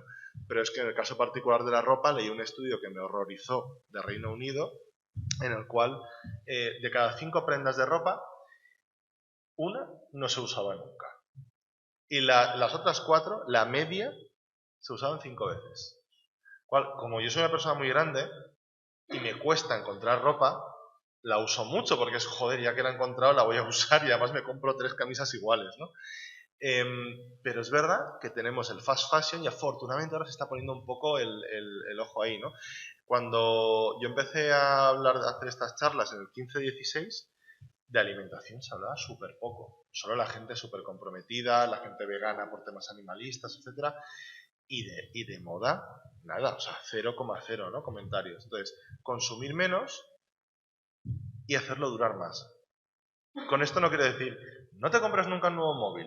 No, yo mi móvil lo tuve 5 años y medio, casi 6, hasta que murió hace unos meses de fallo multiorgánico, porque ya lo había reparado y tal, y al final murió de todo, pues me lo cambié, no me voy a quedar sin móvil, o no puedo en este momento quedarme sin móvil, pero la cuestión es todo lo que puedas. Entonces, eso es un consejo mucho mejor que si empiezas a decir, no, mira, consume, por ejemplo, el tema de la alimentación, ¿no? Que sea ecológico tal, ostras, pues igual ecológico, pero ¿de dónde viene? ¿No? Igual es una naranja ecológica pero sudafricana, ¿no? O igual después te la compras ecológica y de aquí, pero lo tiras a la basura. Por ejemplo, el desperdicio alimentario es uno de los vectores principales de emisiones de gases de efecto invernadero. Tirar tan poca comida como puedas, idealmente cero, también por cuestiones éticas, pero sobre todo comprar la comida que necesitamos, cocinarla toda y tirarla menos posible. Y por último, el tercer gran consejo en el que englobo muchas más cosas es moverte siempre que puedas sin motor. Yo aquí no soy especialmente apologeta de la bici, no por nada, me encanta la bici, pero yo la uso más de excursiones. En Valencia yo vengo andando, yo vivo más o menos por el Palacio de Congresos y he venido andando, súper contento de venir andando, tal, un poco ya sudando con estas temperaturas, pero porque la bici, entre otras cosas, pues a veces pues el tema de aparcarla, más o menos, que creo que es la gran asignatura pendiente del parking y todo eso de la bici, pero venir andando, venir en bici, en transporte público, por supuesto sin motor privado, es fundamental. Con esto significa que si tienes coche, yo tengo coche y lo tengo que usar a veces, ¿eres el mal? No, significa que siempre que puedas escoge una vía no motorizada. Y cuando hablábamos antes, y con esto acabo, de las contradicciones individual-colectiva, tú imagínate que tienes la decisión firme de ir en bicicleta a tu trabajo o a la facultad o donde sea. Pero no tienes ni carril bici, ni los conductores tienen tienen conocimiento de cómo se conduce con bicicletas, ni tienes un sitio para ducharte ahora en verano, para cambiarte un poco, asearte en el trabajo, en la universidad, y no tienes un sitio donde aparcar la bici. Tú ya puedes estar muy convencida de tu decisión individual de ir al trabajo en bici, que si no tienes los condicionantes colectivos, no vas a poder, ¿no? Y por último, hablar más, esto es una cuña que meto yo, que antes no he podido y la meto ahora, te ha tocado con tu pregunta, hablar más de condiciones de vida y no tanto de estilos de vida, porque si no al final cuando hablamos de estilos de vida, hablamos de tiendas pijas ecológicas, como sabéis muchas se sitúan en barrios ricos, y no hablamos de producción agroecológica de verdad, no hablamos de ese consumir menos, y no hablamos de soluciones no mercantilistas, porque al final, si te fijas, todo lo que nos están vendiendo es ropa sostenible, pero para que te compres, ¿no? Para que te cambies la ropa. Coche eléctrico super guay, te conduce como piensas, pero para que te compres el coche, ¿no? Es decir, al final necesitamos soluciones no mercantilistas y necesitamos unirnos con otra gente, eso es hablar, consumir menos, movernos menos, y ahí tiene un gran papel el urbanismo, que es un tema colectivo. La cuestión no es moverte en coche eléctrico, la cuestión es que para ir al centro de salud, para ir a comprar, no necesites un coche, evidentemente. Y luego unirte con otra gente y expresar también tus dudas, tus contradicciones, un poco como estoy haciendo yo aquí, porque al final estamos hablando mucho de salud mental en este país, afortunadamente, pues de esto también hay que hablar. Hay mucha gente que estamos en estas movidas que acabamos yendo al psicólogo, pero para contarle lo mal que nos encontramos, las dudas que tenemos, o los miedos que nos asaltan, ¿no? Compartirlo con gente y unirte porque si tú no sabes qué hacer, seguro que alguien sí que lo sabe. Menos mal que me habías pedido que fuera sintética, corta, sencilla. Moltes gràcies. El meu valencià no és molt bo, però vaig intentar. Més que nada, per fer una aclaració, m'agradaria escoltar... Bueno, tinc dues preguntes. Es vaig a fer de forma continuada. La primera va ser, m'agradaria escoltar-te definint... M'agradaria que definisques, com se diga, la teua definició de transició ecològica, la teua, i t'iba a preguntar de les claus, però ja has parlat molt d'això, i la següent pregunta és, m'agradaria també escoltar hablar sobre la relació entre energia sostenible i energia renovable. Ja està. Moltes gràcies. També gràcies per fer-la en valencià. Jo sempre agraïsc l'esforç i a més la pregunta és molt bona. Jo estava dient, ostres, com definisc transició ecològica? Perquè en parlem molt. La transició ecològica és senzillament, per a mi, el procés que ens porta de viure com si estiguérem en un món infinit a viure de forma que actuem d'acord amb els límits biofísics que tenim al planeta. Tenim uns límits d'aigua, de nitrogen, de fòsfor, de contaminació, de canvi climàtic, etc. I hem d'adaptar-nos a viure amb aquests límits. La transició ecològica, això sí que vull dir-ho, no és el destí, no és el pas final. La transició ecològica és el procés, és una ferramenta. Llavors, per a mi, la transició ecològica és el procés de transformació social, socioeconòmic, que ens permetrà arribar a un estat harmònic, tant de bo siga harmònic i la paraula queda molt grandiloquent, però hauria de ser harmònic i sobretot que no sobrepasse els límits biofísics del planeta. És aquest camí. I jo crec que és el que està mancant en gran part dels discursos oficials, acadèmics, també fins i tot d'activistes, és el plantejar el que vindrà després. Parlava el company abans, crec que la persona que està darrere de tu, de com comunicar-li a la gent, de com fer que sigui conscient, etc. Crec que una de les claus és que parlem molt de la transició ecològica com si fos una finalitat en si mateixa i no estem parlant de què és el que ens permetrà assolir. I llavors allà el que necessitem és parlar de què vindrà després. A mi m'agrada molt un llibre que es diu Què hacer en caso de incendio, de Héctor Tejero i Emilio Santiago, que són, Héctor Tejero ara és diputat en l'Assemblea de Madrid, per Más Madrid, i Emilio Santiago ha tret una plaça del CSIC justament d'antropologia de les transicions, etc. No? I el llibre està molt bé també perquè és molt honest i se planteja què vindrà després i s'advoquen per una espècie de Green New Deal, però Green New Deal en sèrio, no Green New Deal, diríem, fet per les empreses, sinó una cosa amb substància seriosa. I es plantegen que què vindrà després i diuen no ho sabem. O sigui, una vegada hem fet aquesta transformació, què fem? Perquè ara els esforços econòmics, socials, polítics, legislatius estan enfocats en la transició, però una vegada estiga feta aquesta transició, què tindrem? Tindrem capitalisme però sostenible? Tindrem capitalisme renovable? I llavors és on hi ha que començar a pensar. I com bé deies, en aquesta dicotomia pot ser energia sostenible i energia renovable. Això és molt bona.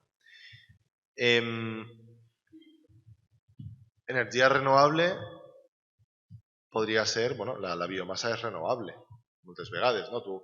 I te pots tallar roures centenaris que se renovaran amb una taxa molt lenta, d'ací 150-200 anys, però se renovaran i podries carregar-te un bosc de roures centenaris, com el que n'hi ha allà en els ports, per a fer llenya i per a calfar una casa.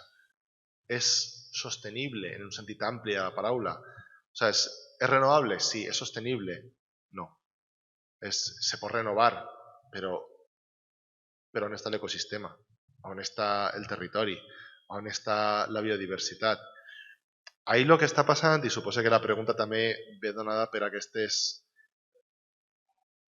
contradiccions de la transició ecològica i les tensions que estan havent en moltes parts del territori sobre la instal·lació de plaques solars, la instal·lació també d'infraestructures, també els molins eòlics, també fins i tot s'està parlant de nuclears, però vaja, les deixarem de banda de moment.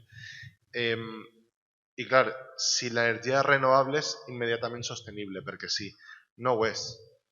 No ho és, no estic anant en contra de l'energia renovable, però, per exemple, necessita, crec que ja n'heu parlat, necessita uns materials que són finits, uns materials que n'hi ha un límit.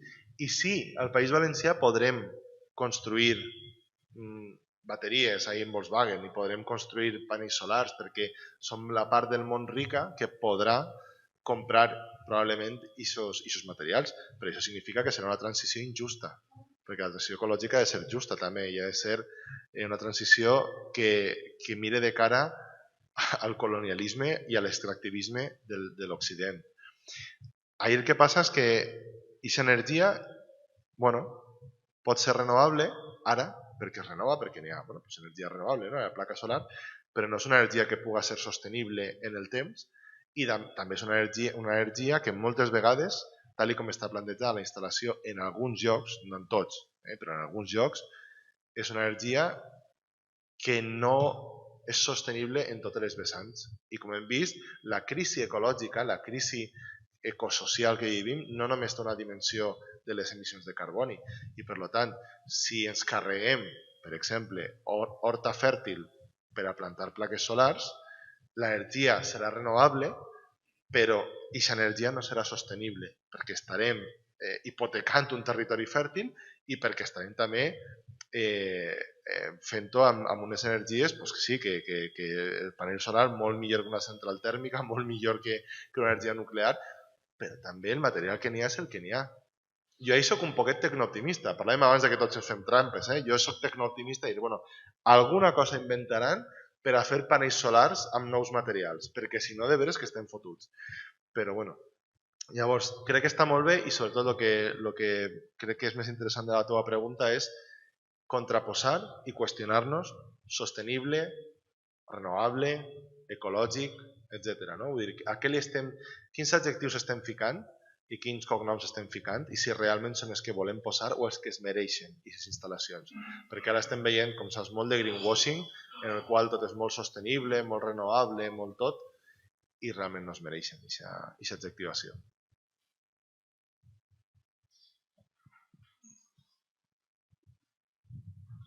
Hola, jo vaig a fer-te una pregunta sobre el llibre, sobre la jornada laboral o la reducció de la jornada laboral, perquè vaig comentar el llibre de 4 dies amb un company, jo no me l'he llegit, i ficava que tu, com a agraïments, la teva participació, imagineu alguna cosa així, i a mi me sorgeixen molts dubtes perquè la reducció de la jornada laboral trobe que des de la lluita climàtica és una cosa que s'ha de fer, perquè la justícia climàtica és justícia social i la lluita climàtica sempre ha d'anar en pro d'aquestes millores socials.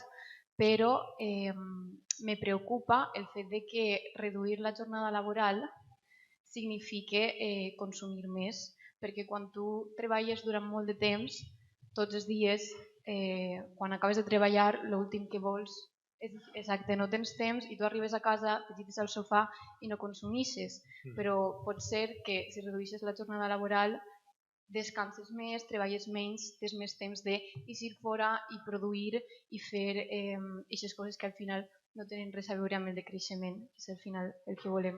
Aleshores, com casaries tu la reducció de la jornada laboral amb el decreixement o l'adaptació a la crisi climàtica? La pregunta també és molt bona. A veure, jo en general estic a favor sempre de treballar menys. Jo crec que treballem massa. De fet, és superfamós aquella cita de Keynes, de l'economista, a la qual deia, farà uns 100 anys, deia no, però si en 2020 treballaran 15 hores a la setmana, fent una progressió lineal de com s'havia anat reduint la jornada laboral al llarg dels darrers anys i clar, estava molt equivocat el pobre Keynes. Realment podríem treballar molt menys, n'hi ha molts treballs, el David Graeber també té un llibre que és Trabajos de mierda, que bàsicament parla de que hi ha una gran quantitat de treballs que són superflus i que estan ahí per a generar valor, entre cometes, i perquè s'han de fer i perquè al final són treballs que estan consumint moltíssim, que estan... El que n'hi ha que garantir és una vida digna i també la possibilitat de no ser, com diu Joan, que jo sí que és de veres que vaig conversant amb ell a l'hora que enfocar el llibre, tot això. No has de ser un ciutadà treballador per a ser un ciutadà, tu has de tindre plens drets i possibilitat de poder viure sense haver de treballar. Els drets no s'adquireixen treballant, i el cas més extrem és als Estats Units amb això de que si no tens treball no tens assegurança mèdica i no pots anar ni a que et miren un problema greu a l'hospital.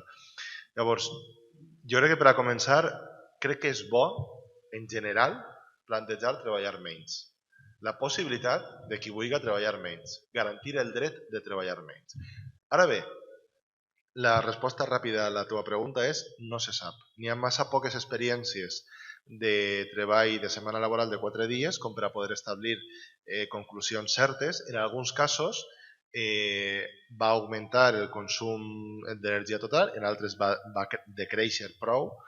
Depèn molt de que la gent, com tu dius, no tinga aquest temps extra i amb aquest temps extra diu ostres, que tinc un dia més, agafa un avió. Perquè el que estem parlant és de setmana laboral de 4 dies amb el mateix sou. l'altre es diu reducció de jornada tota la vida. Llavors, la qüestió és que no està clar ni com fer-ho ni quin impacte tindrà.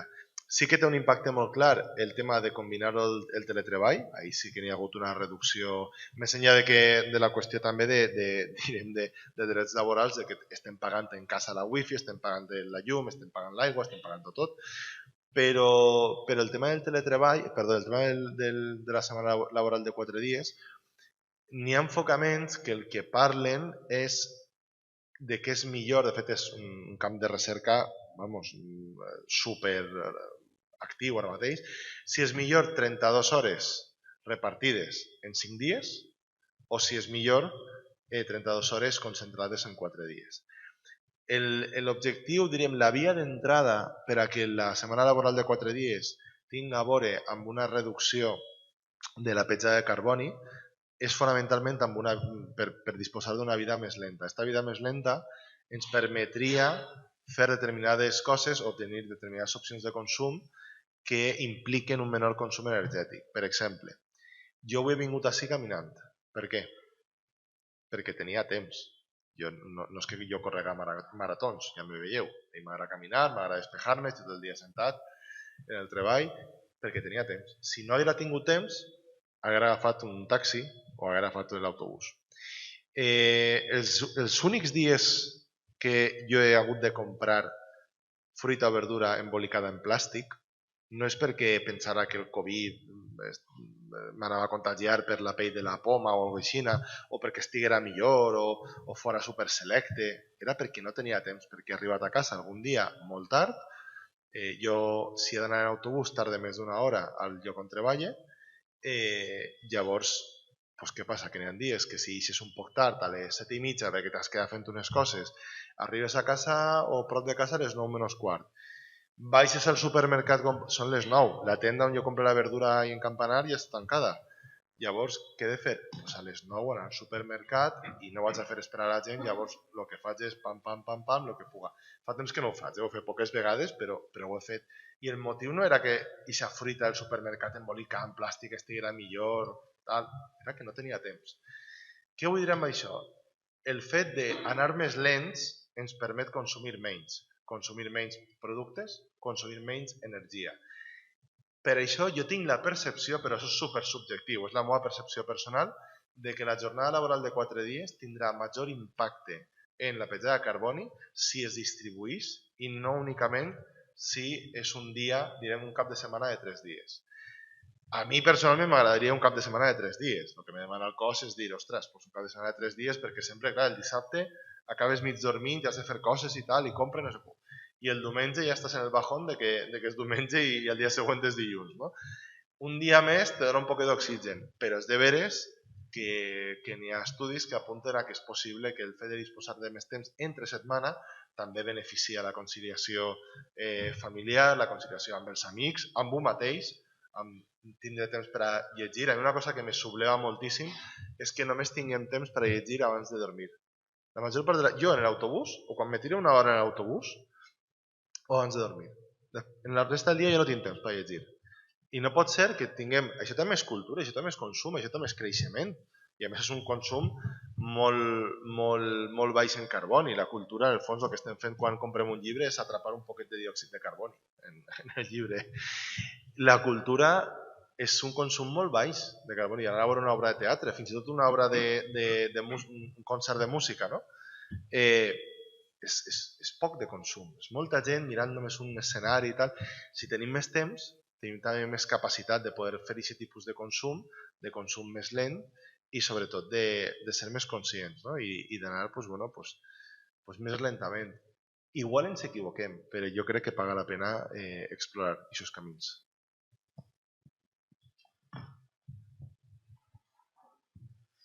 Hola, jo vaig a intentar practicar també el meu valencià. Volia preguntar-te la teva opinió sobre els mitjans de comunicació, l'educació i la relació d'aquests dos amb la conscienciació de la gent amb el canvi climàtic i l'activisme, no? Perquè jo formo part d'un col·lectiu activista d'Extinction Rebellion i estem ara com molt preocupats, no? Perquè, bueno, ara i sempre, no? Perquè estem des de 2019, per exemple, a València i som les mateixes persones a coordinació que fa 3 anys. I es preocupa molt perquè la gent, tenim comissions i la gent com que no s'apunta a res a... Bueno, això és altra cosa, però és com que fem les xerrades i fem la informació i donem la informació i també a la gent del nostre voltant. I després no sé, com que això és una part de l'educació, no? Que fem xerrades i difonem informació i de fet també parlem com de col·lapse i dels índexs de creixement, de la gràfica aquesta del Club de Roma, etc. I parlem de coses molt fortes, no? Que a la gent l'afecta, però després com que no se posen en marxa, diguem. I això és una cosa que ens preocupa molt perquè diguem la informació i després no n'hi ha un feedback, no? Com d'activació de la pròpia persona. I després també ens preocupa el paper de les mitjans de comunicació perquè creiem que n'hi ha un bloqueig fortíssim ahí. I per exemple, jo crec que si feien les mitjans de comunicació una campanya com per a la guerra d'Ucrània o per el Covid, seria canviar completament d'un país i conscienciar-lo, però a nivells màxims. Aleshores, volia preguntar-te això sobre el paper d'aquests dos vessants, no? El mitjans de comunicació i l'educació, per activar la gent i per la conscienciació. Gràcies. Com estem proper de les 9, seré superbreu, el més que puga, perquè la pregunta també se les trae, en el bon sentit. La primera, per aquí jo m'ho apunte perquè si no després no... A veure, jo crec que una cosa que passa amb els activistes climàtics, i vos passarà a vosaltres, és que molta gent externalitza el seu activisme en vosaltres. M'explique. Vos dona, ho dic en un sentit fins i tot bo, però vos dona like, vos suporta o tal, no sé menys, però no s'acaba d'implicar perquè veu que d'alguna forma ja n'hi ha gent protestant. No? I tu quan... A veure, jo alguna vegada ho he pensat, no en aquest cas en particular, però en alguna altra causa, en alguna altra cosa que arriba a un punt en aquella famosa frase no me da la vida, no? Que parlaven del temps. N'hi ha vegades que uno no va a algunes manifestacions o algunes qüestions d'activisme perquè no té temps o perquè no té espai mental o perquè senzillament l'ha de dedicar a qualsevol cosa familiar, de salut o el que siga. No? Però clar, quan veus un grup de gent dius, bueno, almenys n'hi ha algú protestant, ja està, no?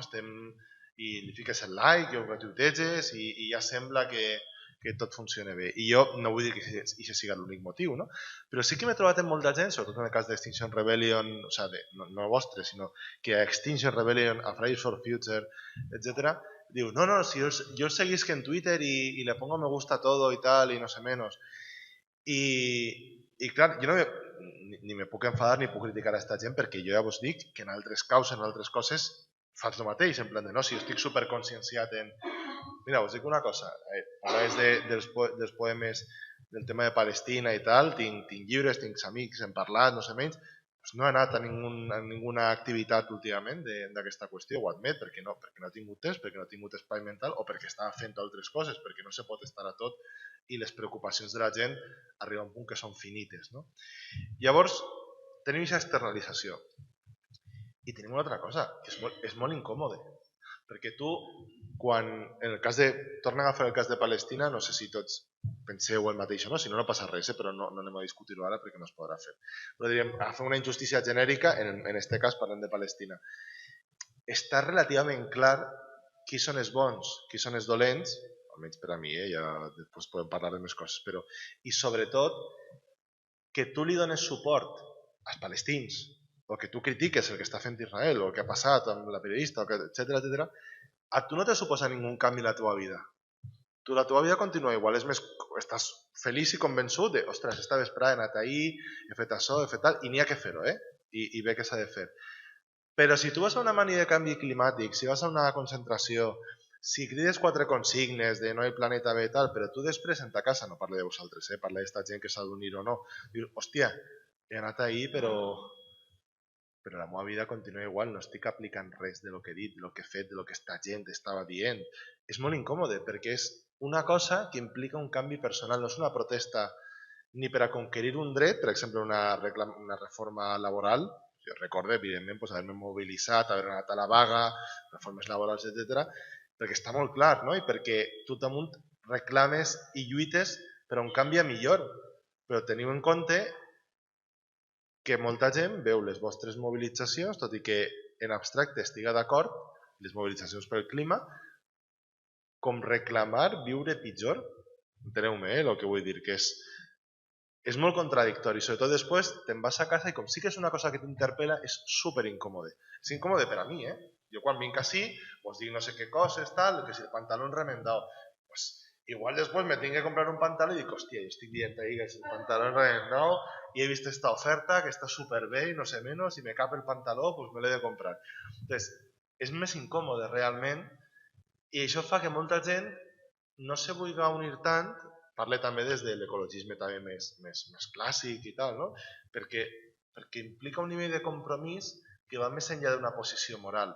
Va al dia a dia, va a la convicció, va al canviar coses de treball, a canviar coses de la teva família o la teva parella, de dir, no, mira, és que vull veure aigua de l'aixeta, és que no vull que agafem un avió per anar de vacances, és que vull...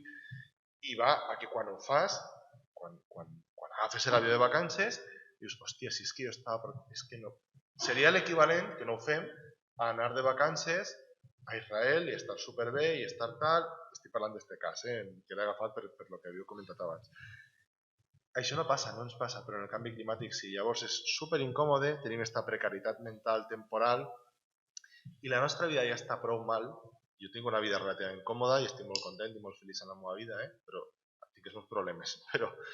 Però hi ha molta gent amb tanta càrrega mental i vital que ja exigir-li que se'n vagi, que li doni suport, que tal, és difícil. No és culpa vostra, no és culpa de no saber mobilitzar, és culpa també de que n'hi ha un sistema, no vull dir que el sistema sigui un mal o difuso, però que els està dient el que és bo, el que és desitjable, el que és tal, i quan ahir no encaixa, i no és la típica narrativa tampoc de buenos contra malos, per això moltes vegades hi ha molts ecologistes que se'n van al buenos contra malos i això és complicat, i el capitalisme somos todos, alguns més que altres, també n'hi ha que dir-ho, però els engranatges del sistema i el que dèiem abans, vale, reclame no, que el capitalisme, derrocar el capitalisme.